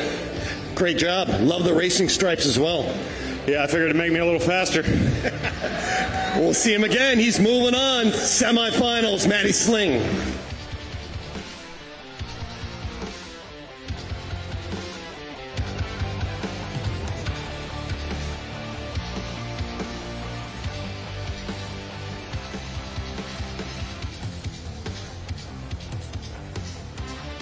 A great head-to-head matchup. Two great stock saw operators. Matty Slinger just a little bit quicker through the block and just a little bit smoother in that transition. Gets him over to that underhand just about one swing ahead. You can see Cumberland on the stand number one there on the left, the near ground, I should say, the right from this perspective, is just a little bit hung up. You see him actually stop and look at the axe. A little bit of trouble with that block, but he gets into the backside and it just starts falling apart. Too late at that point, though. Matty Slingerland is off to the races in that single buck event. Matty, though, I got a little concerned in the top of this block. He is an exceptional single sawyer, but not to sound like a broken record, Tommy, trouble in the single buck has been a theme in this trophy event. The guys are not getting in, getting settled, getting their feet in the right spot, and it just shows up when we see these hang-ups in the single buck. Cumberland starting 3 hits behind Matt Slingerland at this point right there. He just had too much to overcome. Yeah, Matty is too strong of a standing block cutter, but again, go back a couple of heats, look at Sterling Hart's run. Sterling Hart is an exceptional standing block cutter. At that point, I had that race chalked up. I'm like, yep, no, Sterling's got this. he put in a disastrous back on his standing block. Same thing could have happened to Matty Slingerland. So Cumberland stays in it, keeps his nose to the grindstone, puts in a solid time, just not going to be enough to take out Matty Slingerland. So Matt Slingerland's going to advance to the semifinals. It's a good move for him. It's going to make the competition very, very juicy in the semis. Looking very much forward to it, and we are 2 down in our 4 quarterfinal heats. Cogar and Slingerland passing through. You know, Tommy, I love a good bracket. Oh, yeah. Love a good bracket. Yeah. And this single elimination, like, there have been a lot of hearts broken here today already. Oh, man. We are only, I don't know, a third, a half away through, like, the entire event. There have been a lot of hearts broken because of this single elimination format. Oh, yeah. A lot of really tough competitors are packing their tools right now. You prepare, you train for it. One tiny little, however improbable little infraction, although it happened last year as well. What happened to Walt Page? Yeah, we've and seen, there it goes, poof. Yep, and yes, the rules and the fraction, sure. It's a safety consideration. It's a safety consideration, for sure. Absolutely, and it broke some hearts. It broke Walt Page's heart. But at the same time, like, you look at all the other matchups that we've seen where, you know, a transition from one event to the next, a stuck hit, a botched second half of a block, or a really exceptional second half of a block. Yeah, what an amazing format, and what tremendous pressure on these competitors. Something tells me we're not done with all these little untoward things that happen to Ernest. Great attempts at winning the heat. It's just the nature of this sport. It's what makes it exciting. I mean, it's got all the components we love, the speed and accuracy, and we're also getting to enjoy the incredible demand for endurance that this one asks.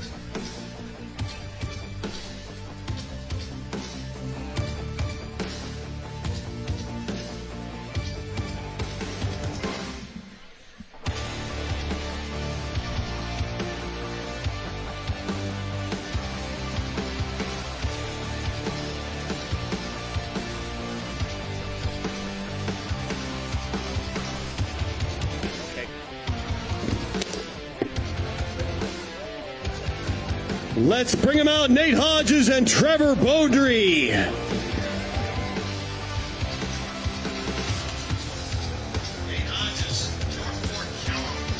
Stand number 1, Nate Hodges. Great performer from California, relatively new. Top-level steel timber sports competition, but has been around the sport all of his life. Made up his mind to be good at it. And good decision. He has pulled it off, going up against Trevor Beaudry. Second year in a row. Trevor Beaudry has advanced to the quarterfinals. Chopper and Sawyer from New Hampshire, Walpole, New Hampshire. 5th place last year.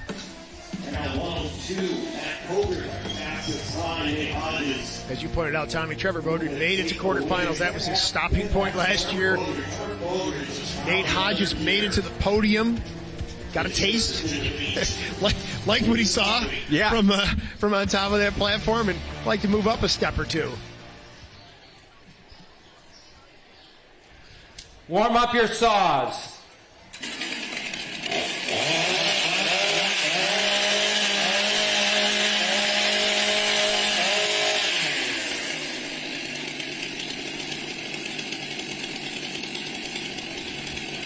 Athletes ready. Stand to your timber. 3, 2, 1, go! Smooth runs for both these guys. Remember in the previous round, Nate Hodges had some difficulty, grabbed that chain break just a little bit. Look at the hustle for these guys getting over to that underhand chop, turning into a foot race as we advance through the rounds here. Club-handed cutting again from Hodges there on the left side, stand number 1. Beaudry with that more traditional slide-handed cutting on stand number 2 on your right. Looks like a very clean run. Beaudry just a fraction ahead. Hanging in there. A little more hustle from Hodges to get over to that single buck. Hodges with barely any time on this freshly filed single buck saw. Just got it back in his hands, but doing a great job with it. Seems like a natural fit. It is slight advantage Hodges as he goes into the standing block chop. We'll see if those arms can hold out for him. Beaudry's got to reel him in. He's running out of time here. Beaudry putting in a little more homework on the front side of that log than Hodges did. It may pick, no, it isn't. It's all Hodges. Oh, look at this. Beaudry, wow, Beaudry just swiped at the near side of that block on his second side of that standing block. Had to go back for one more hit. Great close finish from these guys.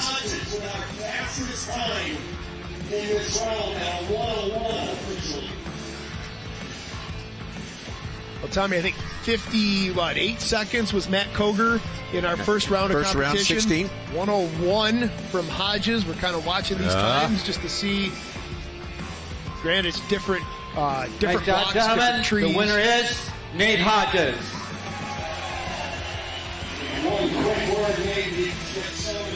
Get you center stage, bud. I know you're looking at that log. Well, let's talk about that. You know, we're not just chopping logs. It is a pattern. It is technique. There's so much into it. All these micro adjustments you can make. What are you looking at? Well, that was a good log, Dave. I tried to get a little aggressive and started to drive a little early. I thought, you know what? Don't risk it. You're not Matt Cogar. Been watching that guy just punch him off in 7 in the back all day. I was like, you know what? I'm going to put another round in. It was kind of a silly move, cost me a couple hits, but kind of an insurance policy. It falls right off. Well, it was a great cut, great race all around. I know you're not Matt Cogar, but you did just beat him by a second, so you do have the fastest time in this round. You said you're going for gold. I'm going to let you get backstage and focus, and good luck, buddy, in the next round. Yeah, thanks a lot, Dave. There you go. He made it in the bronze medal last year. He's going back to revisit that round, looking for gold. Nate Hodges' official time 101.58, and Trevor Beaudry knocks out his second personal best in a row in 2 goes. 2 heats there, but falls short, does not make it to the semis. Nate Hodges now advances to the semis along with Matt Cogar and Matt Slingerland.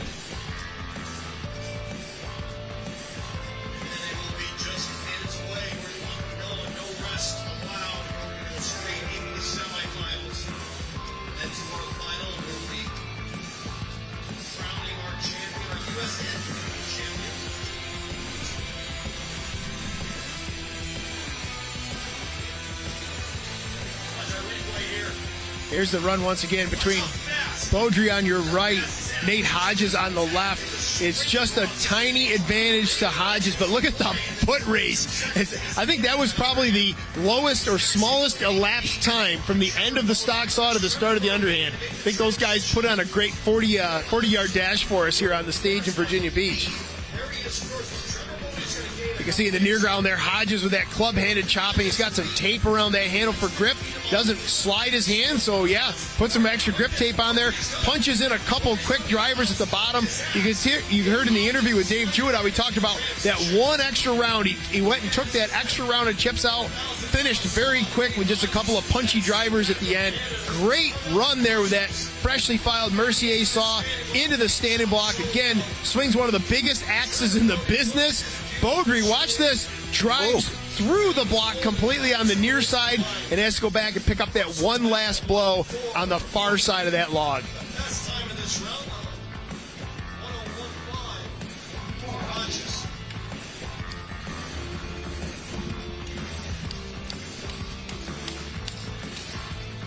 Three slots in the semis filled right now with Cogar, Slingerland, Hodges. One more heat left to go, and we will be set for 4 semifinalists to go at it in that round. After that, we will have the small final from the losing side of the semis to determine the bronze medal and then the gold and silver. Final event of the day, fittingly crown our champion and runner-up.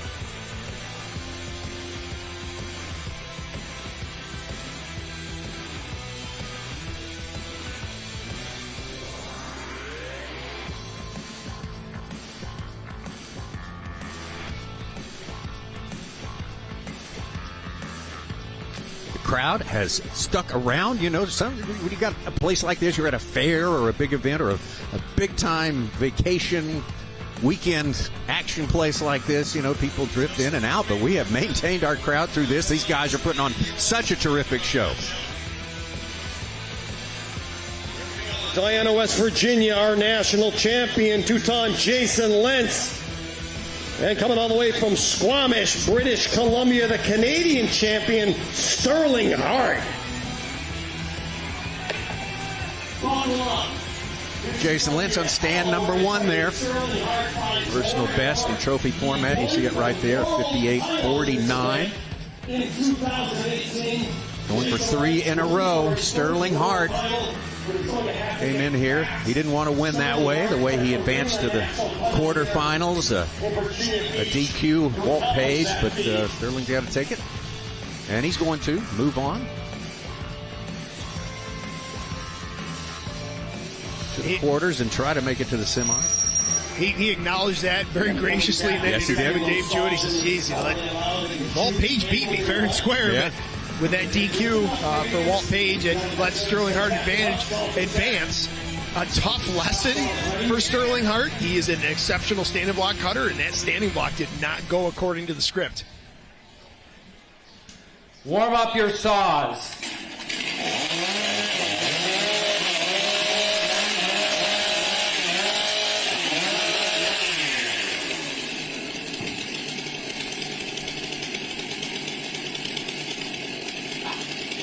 Athletes ready.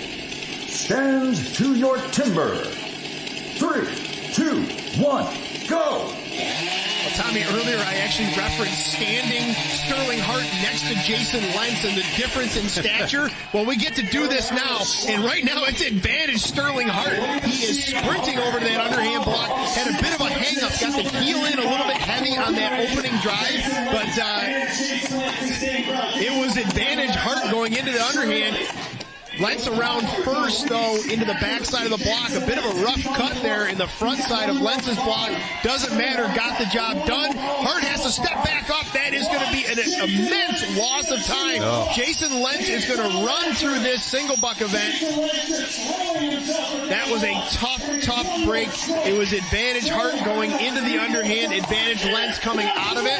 And this is where things are just going to get violent. Jason Lentz is going to destroy this standing block chop like he's destroyed all the other standing block chops today. He is well past the front, or excuse me, the midpoint of that block. There it is again.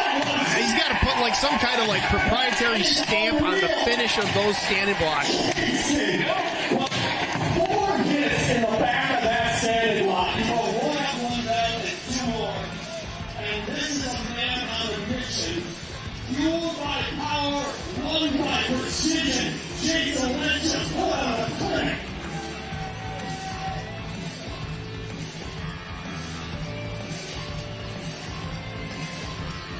One more look at it. You got it. Violence is the word, Kevin. You nailed it.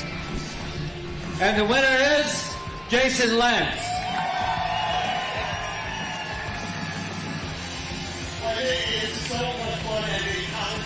Stage announcer. I don't know what to look at when you're going into that final standing block. I don't know how to look at the axe. I'm focused on your face, and it is absolute I will not lose this event mentality. The drive and the 4 hits in the back. I can hear my mic, Kevin and Tommy calling up there, and they're just like, it's disgusting. They just can't find the words to describe the power you're bringing today. Yeah, you know, Dave, I came here last year. I had an X on my back because I was the previous year winner. I backed it up last year. I'm here to do it again. There was a meme made a few years ago when you won a national title. I believe it compared you to Milli Vanilli as a one-hit wonder. You took it well, but you proved it's not happening. You're here to stay, buddy, and I love it. Yeah, I'm here, Dave. Good job. We'll see him in the semifinal round.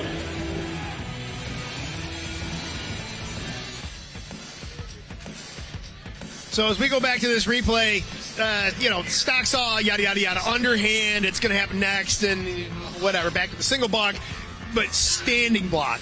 standing block has become Jason Lentz's exclamation point on this discipline. Right on the other side of the wall of the tent for me is a gentleman by the name of Roger Phelps. If you've been around timber sports, everyone knows Roger. He's seen a whole lot of these events go on. Has he? And he's losing his mind as much as we are over here, Tommy. It's hysterical because this is just an absolute clinic from Jason Lentz in this standing block event. Matt Cogar's the only one that I see even holding a candle to the finishes on these blocks. Watch as he wades in the front of this block. Opening hit actually wasn't that tremendous, but he's putting these hits exactly in the right places. And watch as he comes in with this next up hit, wham! Clears a huge chip out of there, perfectly to the center of that log. Goes one up, now 1, 2. Now that near is done, goes to the far, just drives off, leaves that huge whole pig's ear, that wall of wood sticking up in the air. Didn't have to clear those chips, just drives through it. Jason Lentz rounds out our semifinal 4 right there. A time officially of 1 minute and 1/100th second. That is the fastest time out of the quarterfinals right there. So now the field is set for the semis. Matt Cogar, Matt Slingerland, Nate Hodges, and Jason Lentz. Our medal lineup at the end of the last 2 years is represented in our semifinals today. So things change sometimes, and there's a lot of constant elements at play here as well.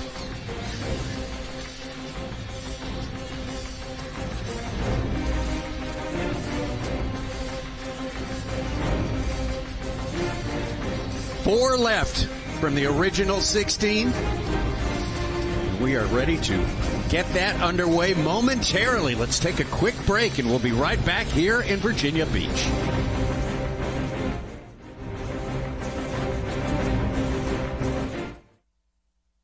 Your local ACE is the largest national retailer of steel power tools. Gas or battery, you won't find this full lineup at a warehouse store. You can find it at ACE. And right now, save up to $50 on steel trimmers and mowers. ACE is the place with the helpful hardware, folks. Duluth Trading Company was born from generations who showed us that the only way to live life is to live it hands-on. To do it the hard way. To take the trail untrodden. To take the damn thing apart, put it back together, and have the world be better for it. We don't think that the go all in, dig deep, and get your hands dirty spirit exists in everybody. We know it does. Duluth Trading. Take on life with your own 2 hands.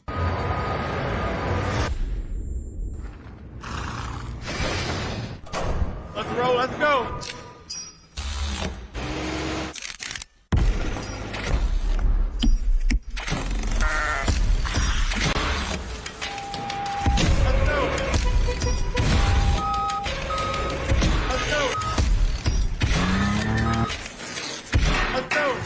When we work in harmony, anything is possible. Make your first move with battery power made by STIHL.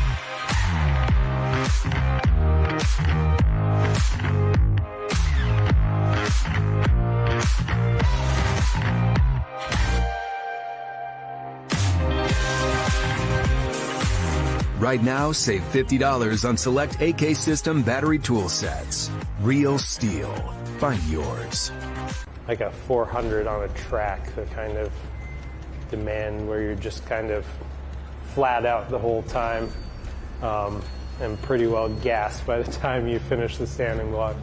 The first 100 meters, you're settled into the race. The next 100 meters, you're just building up a little bit more speed on that, going into the next turn for the next 100 meters, which is a single bucking.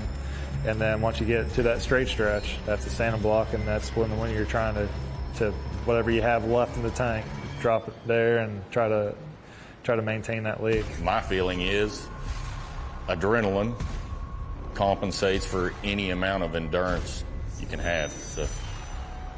For our sport, this is like a mad scramble sprint, and it's hard, and it gets ugly, and it hurts, but it doesn't last that long. You know, it's running a mile. Like you've got to run that mile. It could take 10 minutes. It could take 5 minutes. Get it over with. Train for it. You know what I mean? it's not a set time of hurting. So the more fit you are, the faster it's going to get done and less it's going to hurt. Back and ready to go momentarily. Semifinals.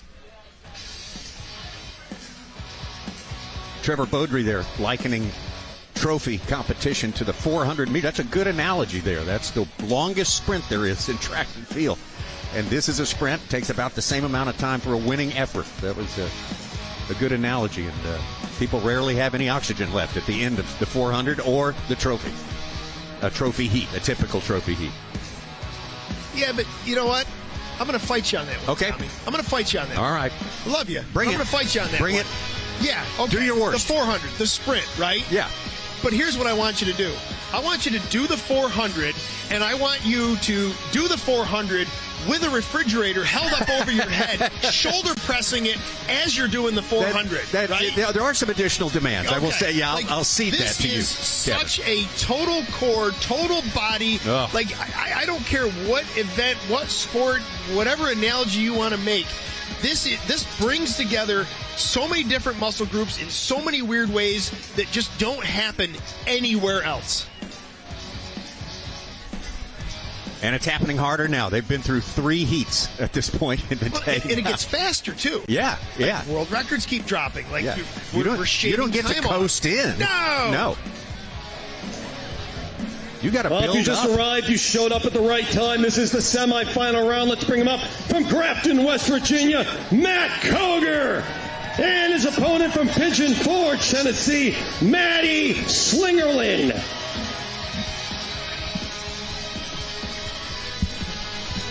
Here we go, Matt Cogar. What a dominant figure in the United States and the world stage for the past 10 years. 7 times the U.S. champ, winner of U.S. Trophy back in 2018, winner of the World Trophy in 2019. Matt Cogar going up against Matt Slingerland. Is he on his best trajectory ever in one of these top-level events? Could be. Seems to be very, very calm and in control and sort of controlling his own destiny here. He's got a major challenge, though, in that man right there, Matt Cogar. Yeah, I can't agree more, Tommy. I fought you on that last thing about running the 400, but I'm on board with you on this one. You want it, I'll give you that one. I love what I'm seeing from Maddie Slingerland today. This is that mental focus. This is exactly what we've needed to see. This is what we haven't seen at some critical points over the past couple of years. But again, to your point, now here comes Matt Cogar. So, yeah. Yeah. It's going to be a good one.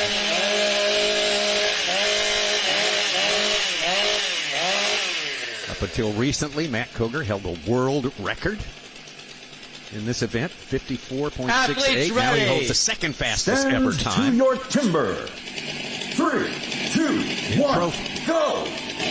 Maddie Slingerland super quick on that start. I love that. I think it's going to pay. Oh, no, they're going to come out about a dead heat. So Matt Cogar able to reel him in. But there it is, just maybe a strike and a half ahead of Matt Cogar. This is going to be an absolute barn burner. It's going to come down. Oh, that, Tommy, that was so small, but that may have been it right there. There was a hanging hit from Maddie Slingerland, the bottom of the front side of his under. Something as minuscule as that may hang him up. But no, there's bigger trouble. There it is. He finds the end of that. He has got to get us in gear in this single buck event. He's got 2 very, very Matt Cogar-ish events that he now has to out Matt Cogar him in. Doing his best. The boy just cannot keep up, cannot hold serve so I think far. he gained a little bit in that single buck event. This is just, Cogar around the back. Small advantage here. He's been finishing these blocks very strong. There's a bit of a hang. There it is. Matt Cogar continues his dominance, a 101 around that same time that we saw from Hodges earlier today. It was, Maddie Slingerland was right there. There's a few pieces just started to fall apart, but right there. Two good friends. These guys have just literally grown up, multi-generational competitors. They've grown up in the sport together. Awesome to see them race together.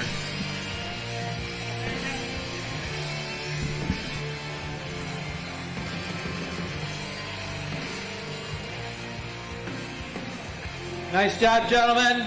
The winner is Matt Cogar.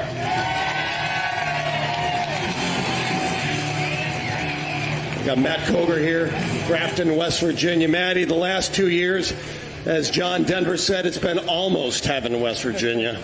Almost. Yeah. You're going back again in the finals. One more. How you feeling? Yeah, feeling all right. Just another one to cut and see what happens in the end. I like how you were running over to your single bucket, just kind of shaking your hands, loosening it up. Seems like you're just loose, having a little fun. And then at the end, you do have to have some fun. Be loose and let yourself do what you've been training. Trust yourself. Yeah, you just got to trust what you've been working on at home and, trusting your gear, knowing there's cutting, and then just let it eat. And then at the end, just if you left it all on the deck and you still lose, you still won. We'll see you in a few minutes, buddy, in the final round. Big round of applause. Matt Cogar, he's going back. Our final round, moments away.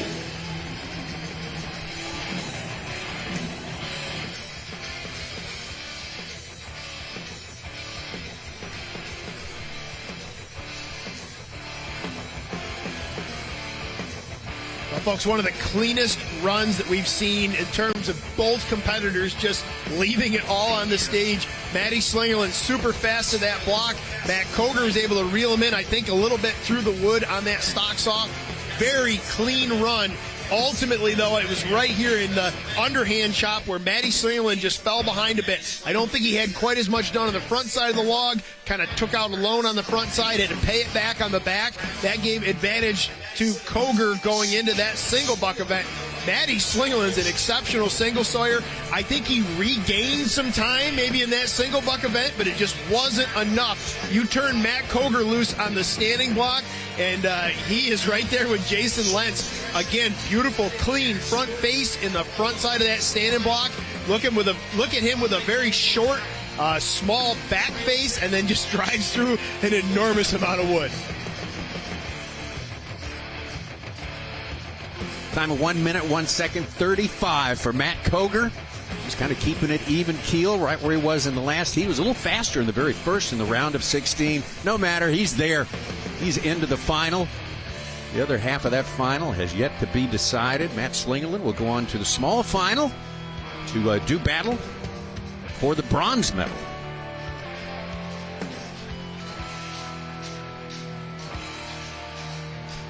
This has gone by very, very quickly for a lot of reasons.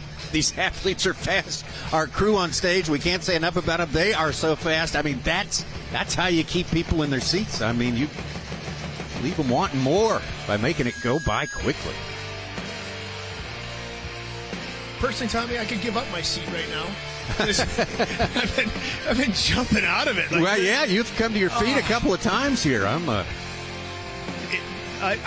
might almost call you flighty. Yeah, I love this trophy format, and as a former competitor and someone who's literally been around the sport for decades, you can't help but get excited. And I've been looking around the crowd. We've talked about the crowd coming in.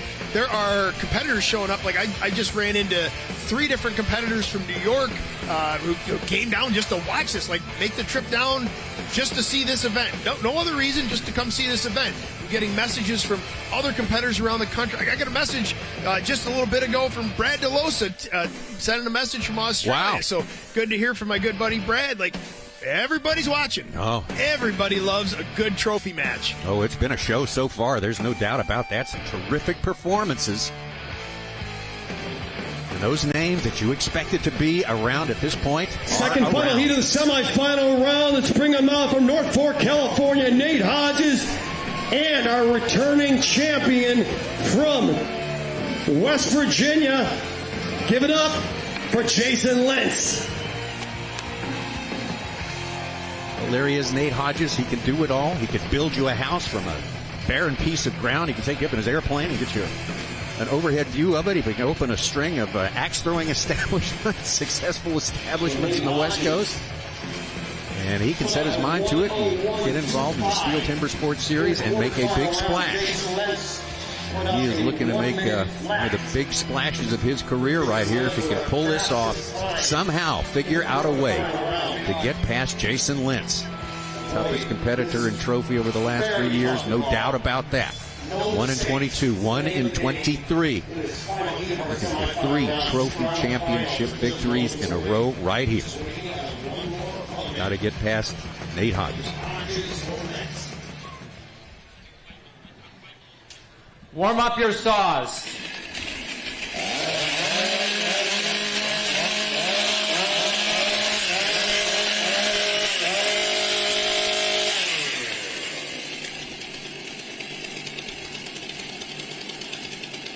Athletes ready. Stand to your timber. 3, 2, 1, go! Both clean starts, both up to the woods. Wood cleanly. We saw Hodges struggle a little bit earlier with a chain brake grab. Looks like he's going to have to axe into the wood just a little bit faster, but that shorter swing is powerful. But you see Jason Lentz just raking through the rafters and powering through this underhand block. It is Hodges, about 2 blows ahead. Remember, we're going to rewind to last year. It was Hodges in the bronze medal position, and it was Jason Lentz at the top of the podium. This could be an upset here. Lentz looking very good, but it's going to be Hodges again. Lentz did himself a whole lot of good, but you know what? Dead heat right now, essentially. Absolutely. And we've seen Lentz just destroy the back of these standing blocks. As they are coming into the back, it's got to be Lentz. I can't imagine Hodges is going to pull this out. Make me a liar. Let's see. Oh, my gosh! What a finish! Word. 57 seconds. 58 seconds. That is disgusting. Yeah, we're competing. What a finish!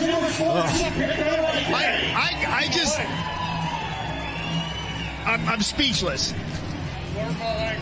I got to go back and watch the back of this block. We see Jason going to drive. I think Nate Hodges has been taking some notes. That was like half a swing.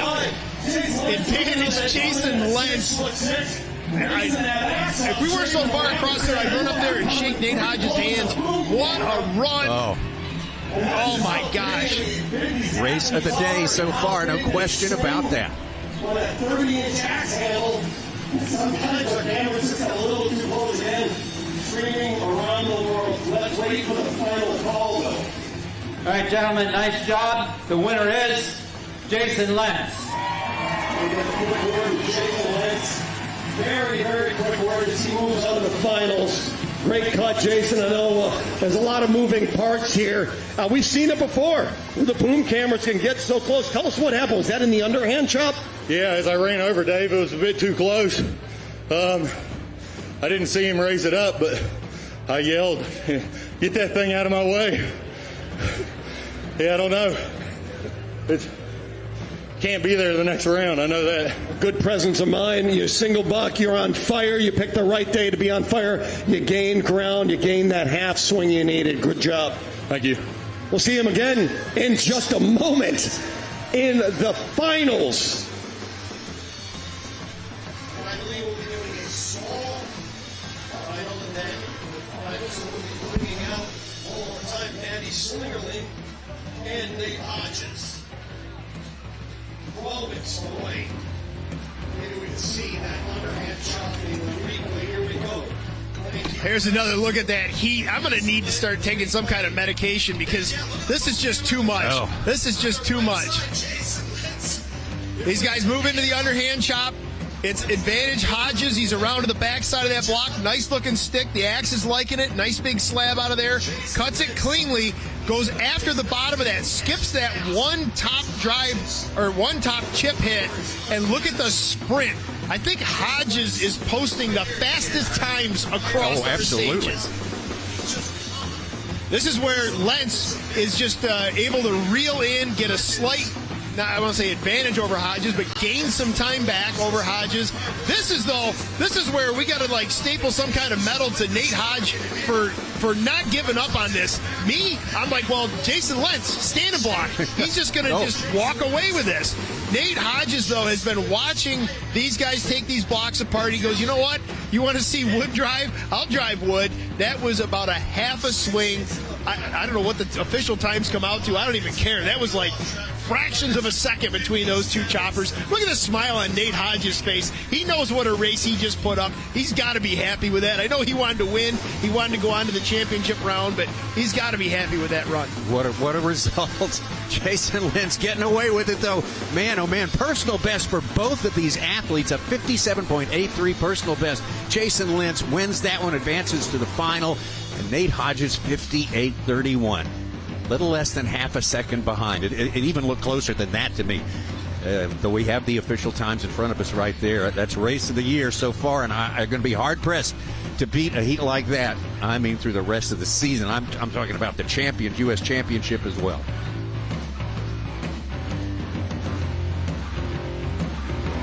But who knows? We may beat it in the finals. We got 2 more heats to go. We got 2 more heats. We got the small final. We got the final. Yep. You might be eating those words, Sanders. I hope so. That means it's going to be a great day. Oh, we got 2 big matches coming up. Settle the bronze with the small final between Matthew Slingerland and Nate Hodges, and then it's Cogar and Lentz going at it in the final for the championship coming up after this. Your local ACE is the largest national retailer of steel power tools. Gas or battery, you won't find this full lineup at a warehouse store. You can find it at ACE. And right now, save up to $50 on steel trimmers and mowers. ACE is the place with the helpful hardware, folks. Duluth Trading Company was born from generations who showed us that the only way to live life is to live it hands-on. To do it the hard way. To take the trail untrodden. To take the damn thing apart, put it back together, and have the world be better for it. We don't think that the go all in, dig deep, and get your hands dirty spirit exists in everybody. We know it does. Duluth Trading. Take on life with your own 2 hands. Look at that. He's going for the try. What a cut. Another grudge match battle. What was that? Holy cow. Wow, look at that. This is what we call hardcore blue-collar toughness. Number 5. Athlete ready. Stand to your timber. 3, 2, 1, go! Into the wood, both cuts are started. Oh, Hodges a little bobble at the top, but he's going to run through, showing a time in the low 6-second range, doing his own pre-inspection before the judges get over there. I think he was worried he got out of hand at the top.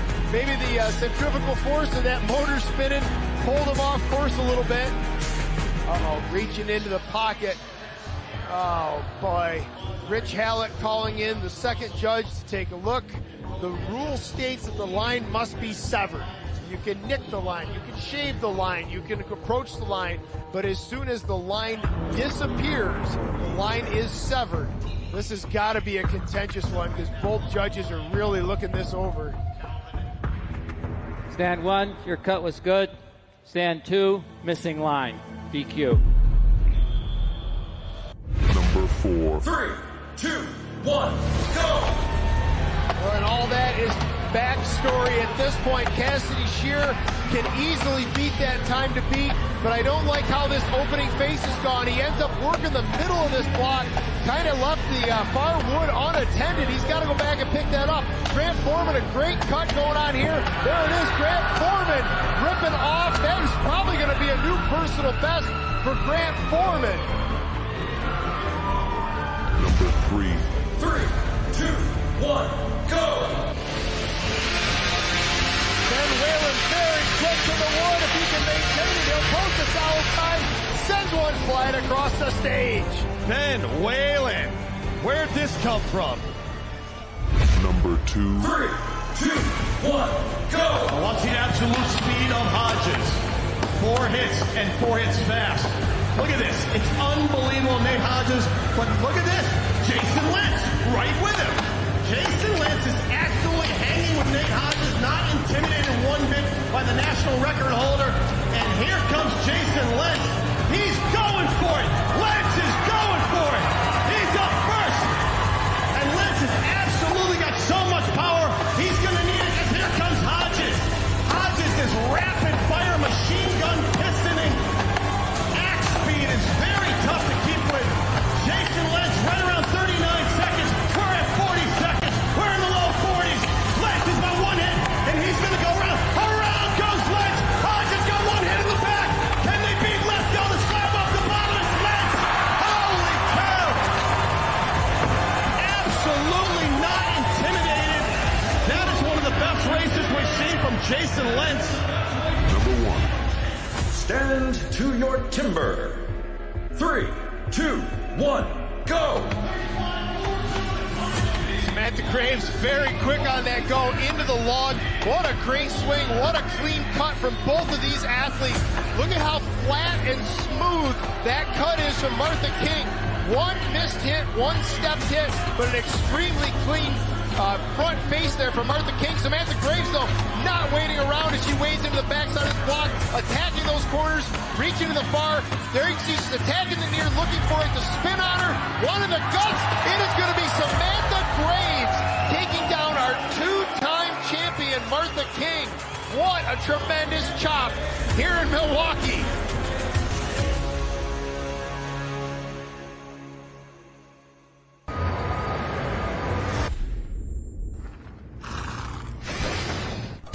Let's roll, let's go.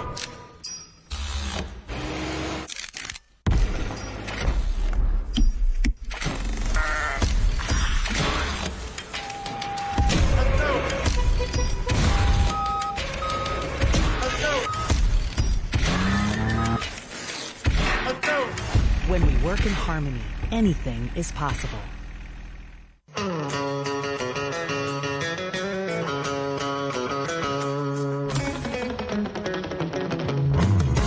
Power through your to-do list.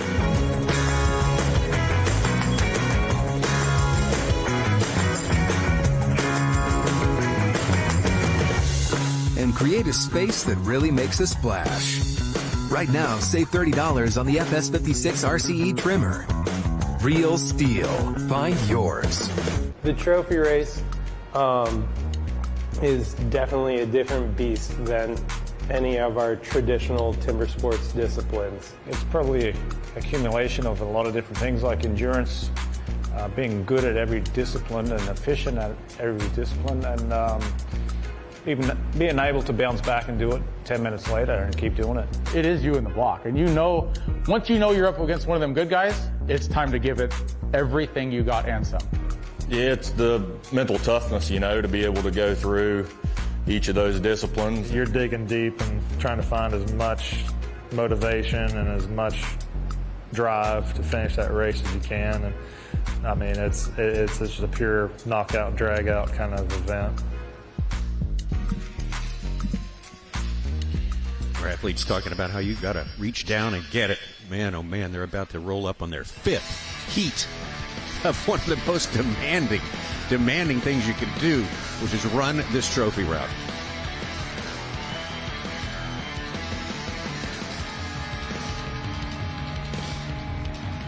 Yeah, this is the right mic. Here we go. Let's do it. Semifinals, we're calling it the small final. This is the fight for the bronze medal right here. Let's give it up, Matt Slingerland and Nate Hodges.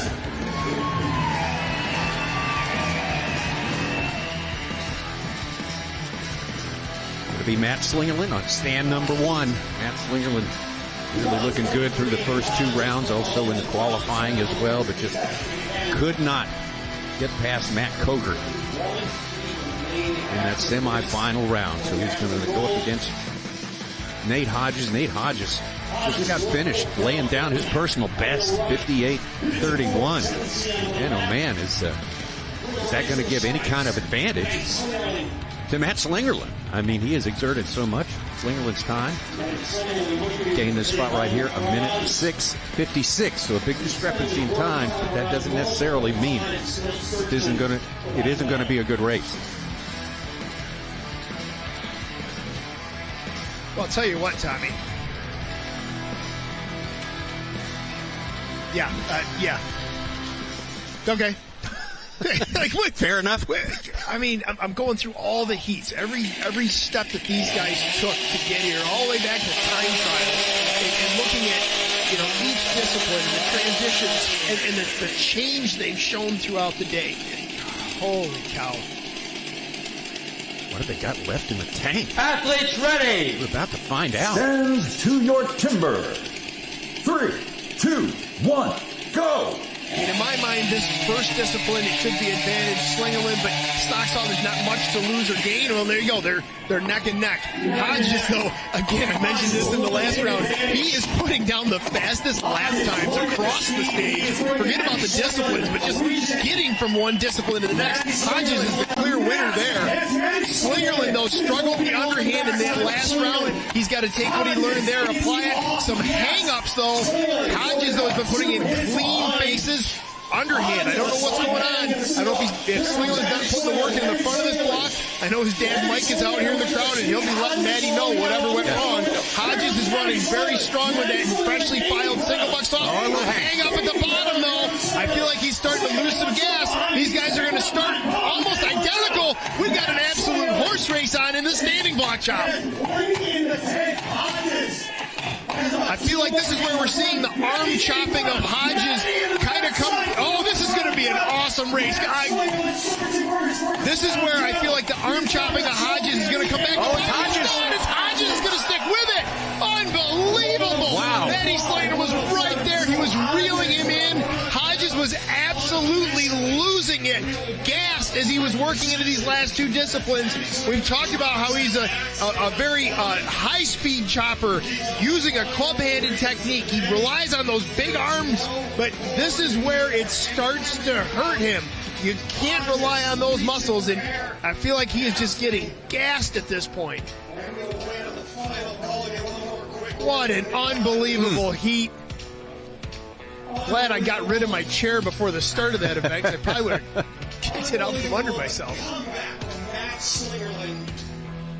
What an exceptional job by Maddie Slingerland to reel Hodges in after that underhand. I don't know what's going on with the underhand cuts in his last two rounds up here. Yeah. It has not been the Maddie Slingerland underhand that I would expect to see. He'll get it sorted. Man, what a battle.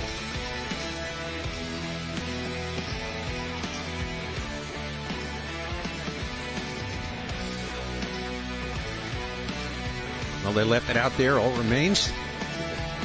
Identify our bronze winner, Rich Hallett. Here he goes. Nice job, gentlemen. The winner is Nate Hodges.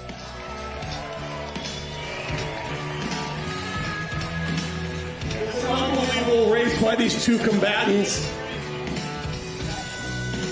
I don't know what to ask you, buddy. I mean, I'd rather listen to you and Matt talk about, I know you're worn out, but you can't leave yet. You got to do one more interview. Bronze medal. Again, how many bronze medals is this for you? More than I want. I get to sit down the podium again. It's kind of nice. But it's been getting old looking up to Matt and Maddie, Cogar and Jason. But hey, it's better than not getting third. I'm happy. I mean, you have to take home the victory that you cut a 1 minute flat. And in the one round, you had the fastest time. You know you can do it. You've got the believability. We know we're going to see you next year. As you said earlier in an interview, when you get into timber sports or anything, it's 100%. Yeah, Dave, as part of it is I want to train this event more, but folks out here, you see how much work that is. Gosh, it takes a lot of energy and effort to go out and train like this because it's like anything hard. When you're at home training by yourself, it's hard to push yourself hard enough to be ready for this event. So, but I'll do it again next year. Thanks for entertaining us all once again, Nate Hodges. Stick around. You got one more race to watch. Big round of applause. Came all the way from California for the bronze medal. Stick around. One more heat remaining. This is the finals. Who will represent the United States in the one and only May 25th? Answer 2 minutes away. Just showed up.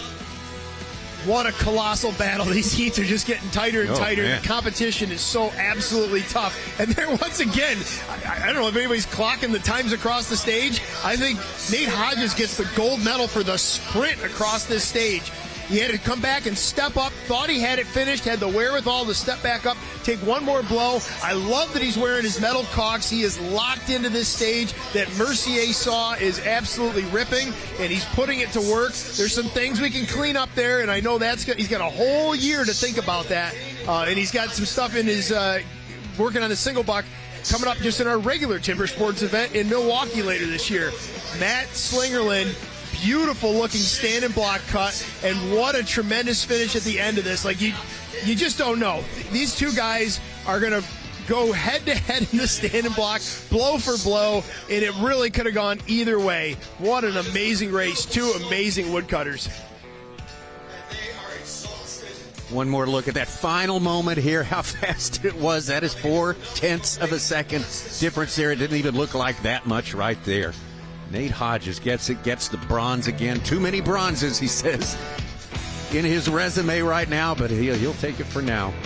What a second great, 2 in a row, tremendous heats. Just couldn't be any better. Neither one of these competitors had smooth sailing through that heat. No. But they wound up in the same place. Yeah, yep, exactly. That's exactly right. One more left to be decided, and that is the big one, the championship of the STIHL Timbersports North American Trophy. It's coming up, the final heat. Lentz and Cogar next. Your local ACE is the largest national retailer of steel power tools. Gas or battery, you won't find this full lineup at a warehouse store. You can find it at ACE. And right now, save up to $50 on steel trimmers and mowers. Ace is the place with the helpful hardware, folks. Duluth Trading Company was born from generations who showed us that the only way to live life is to live it hands-on. To do it the hard way. To take the trail untrodden. To take the damn thing apart, put it back together, and have the world be better for it. We don't think that the go all in, dig deep, and get your hands dirty spirit exists in everybody. We know it does. Duluth Trading. Take on life with your own two hands.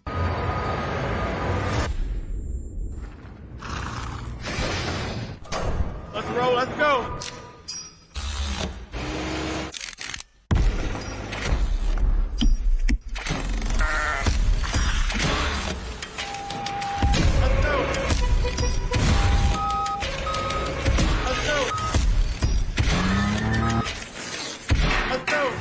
When we work in harmony, anything is possible.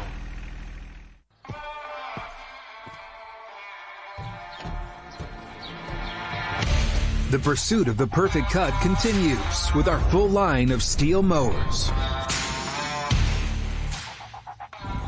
From gas or battery to zero turns and push mowers, join the pursuit and find your perfect cut. Real STIHL. Find yours.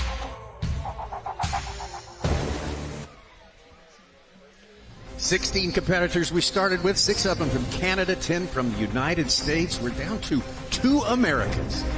And this is the big one, the final. The championship effort. Jason Lentz looking for his third big-time trophy title.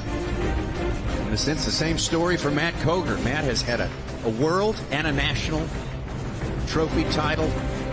2 national titles in a row for Jason Lentz. What a great small final we had to decide the bronze right there. Hats off to Nate Hodges. Hats off to Matt Slingerland as well. What a race. Finally made it here. This is the final event, final round. Let's bring him out from Grafton, West Virginia, Matt Cogar, and his opponent, the 2-time returning champion from Diana, West Virginia, Jason Lentz.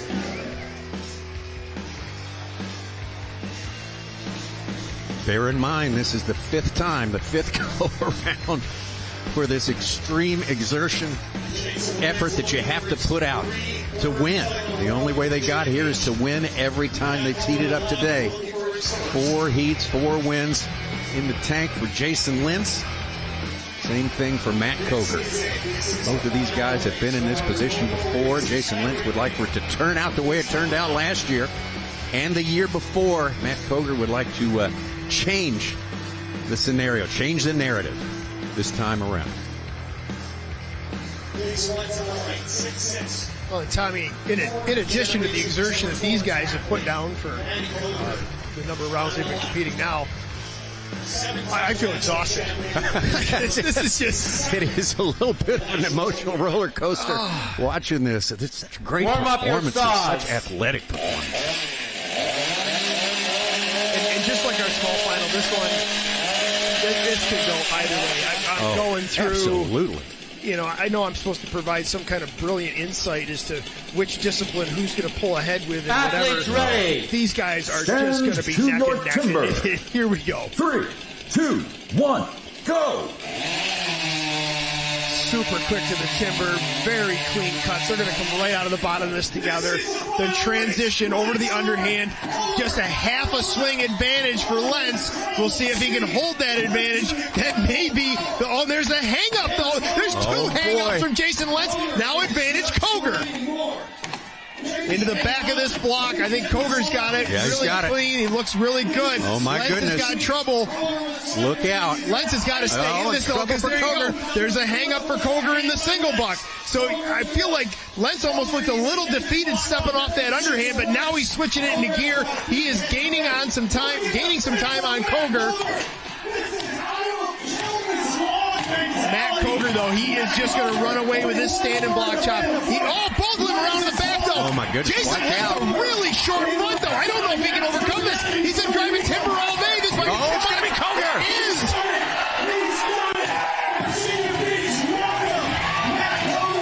The emotion from Matt Cogar as he steps away from that standing block goes over to congratulate Jason Lentz. What a run. What a relief for Matt Cogar. He has been just absolutely doggedly going after this event. And he finally got it. What a run from Jason Lentz, though. Just unbelievable race from top-notch axemen.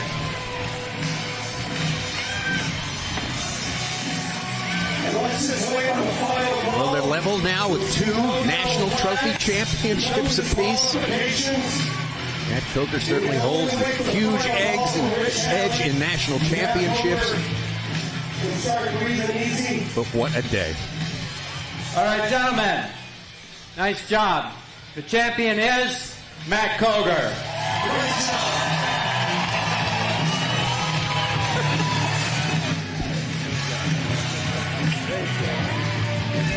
Hey, you can keep those hands up as long as you want, buddy. I'm excited for you. I'm happy. You did have, it wasn't flawless. I know you pick apart all the hits. Last year you said I had 3 sticks. I hung the single buck. It was not a flawless race. You did have a hang in the single buck, as did Jason.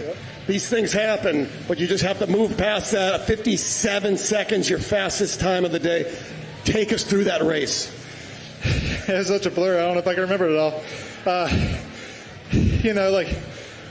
Really it's just getting over to this underhand, cutting it. I felt maybe like a few slips there.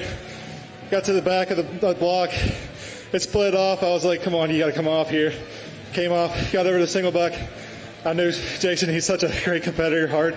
He's really great at a single buck. And I was like, okay, you got a new saw, trust it. Just get into it. And, I just got through that. Slipped, and I was like, oh, God, come on. And then got to stand a block, one of my favorite events, probably one of my best events, and just cut the thing and had a little bit of a mental blur in there because I think there was a little chip in my edge of my axe and a little scratching on the log, and the whole time I was just like, just keep trucking. Tell us the difference fitness-wise. How do you feel physically between this year and 2023, right now, in the moment? Right now in the moment, I feel good. Let's run up another one. Buddy, I'll tell you, I've been commentating for about 15 years. I've never seen more emotion pour out of you after an event. Enjoy, buddy. We got an awards ceremony coming up. Stick around. Thank you. There you go. Matt Cogar. He's done it from Grafton, West Virginia. Stick around, ladies and gentlemen. we're going to have a quick award ceremony, and rumor has it Aslan Beer Company is going to bring a few beers up on the stage for the athletes, and hopefully for this stage announcer. Been working hard, slaving over a hot mic. I could use an Aslan beer about now. Well, what an epic ending to an amazing day. Two tremendous competitors. Tiny advantage. Jason Lentz going into this underhand, but things came unglued a bit here for Jason Lentz. The block just didn't come apart right for him. I don't know if we're seeing some mental errors after all the blocks cut. This is where Matt Cogar got to run away just a tiny bit. So it was advantage Matt Cogar coming off here. Jason did a great job, though, reeling him in the single buck after that hook, that hang-up from Matt Cogar. That gave Jason that sort of window of opportunity to reel him in. It's not a done race. There's a bad slip as he tries to accelerate over to the standing block. And again, at this point, the way we've seen Jason Lentz cut standing blocks today, I still wasn't giving it to Matt Cogar. This was still a race that Jason Lentz could come back and smash through the block. Jason put in a very small front in the front side of this log and got around with Matt Cogar. Maybe a little bit of a mental game there, trying to make Matt think it was a closer race than it was. But in the end, Matt had just done a better job in the front of that log, had more timber cleared out, was able to drive it, and I can't agree with Dave Jewett enough. Matt Cogar's a pretty reserved guy. You'll see him celebrate a little bit, but that's probably 10 times more emotion than I've seen from him at any other point. This win means a lot to him. Jason Lentz has dominated this trophy event for several years now and has been just an absolute force to be reckoned with. Put on a great day today, too. Absolutely. You know, I don't know. Yeah, he didn't win silver, though. You can't argue the career he's had in this trophy event. So I know it meant a lot to Matt to dethrone him after the holy reign of terror that Jason Lentz has been on, just absolutely destroying this stage. Matt Cogar with emphasis in this final heat there, an almost 4-second margin ahead of Jason Lentz right there in a time of 56.90. Always playing in the background today. You think, well, it's probably going to come down to these two titans getting together at the end. I mean, yeah, we were prepared to be surprised, kind of expected, maybe hoped to in some corners here. But, man, oh, man, it delivered. It absolutely delivered.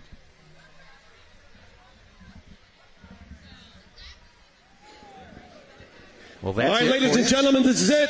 Let's give a quick shout-out, though, for Stirling Hart from Squamish, British Columbia. He is the top Canadian. He will be representing Canada in Milan on May 25th. So a big round of applause for Stirling Hart. Let's give it up for Stirling. He worked hard. And now let's move into the top three. Taking home the bronze medal is Nate Hodges.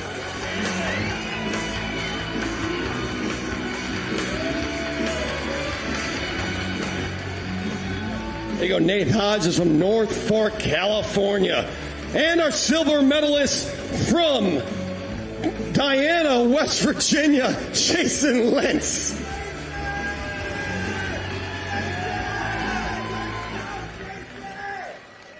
And here we go. Our gold medal winner for the first time in Virginia Beach from Grafton, West Virginia, Matthew Cogar.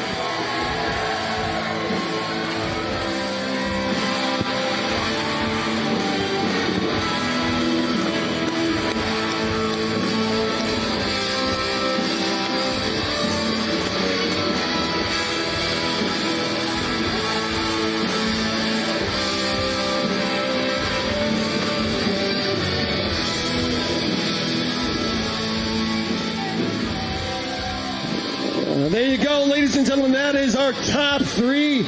And I just received word that we will be back here again next year on this venue. We are so psyched for you all. Show best crowd we have had. I love it. We're going to see you all again next year for another North American Trophy event.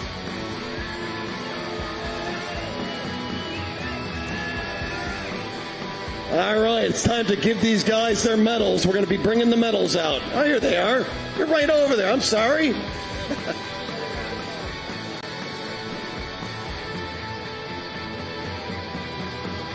We've got our Steel USA and Steel Canada medals. Taking home the bronze medal one more time, Nate Hodges.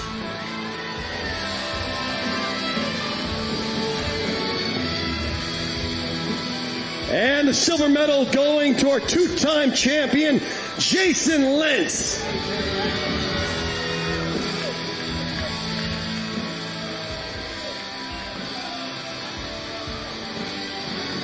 And representing the United States in Milan, Italy, May 25th, taking home his second national title.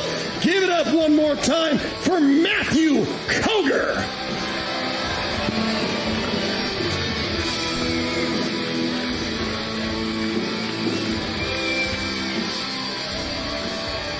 And there you go. Give everyone a big round of applause. Here comes the beer. Oh, this is great. You didn't think I could get any better here at Virginia Beach. And where's mine? Oh, no way. Let's give a big round of applause for all of our athletes from the U.S. and Canada. STIHL, John Deere, Ace Hardware, Duluth Trading. And all of our sponsors have been involved, and all the vendors, the production crew, the stage crew. Enjoy, gentlemen. Well, there you go. Dave, you and I, if we had a glass, we would raise a glass to our medalists there. Of course, Nate Hodges, Jason Lentz, and Matt Cogar. Matt Cogar, who had his first trophy experience a decade ago in Budapest. He's had a world championship. He's had a national trophy championship. Now he's got his second trophy champion. I think he treasures this one a lot, don't you? Yeah, this is going to a special place on the mantle for Matt Cogar. One more time, congratulations to all of ours, to Stirling Hart, who will represent Canada, and Matt Cogar, who will represent the U.S. in Milan later this month.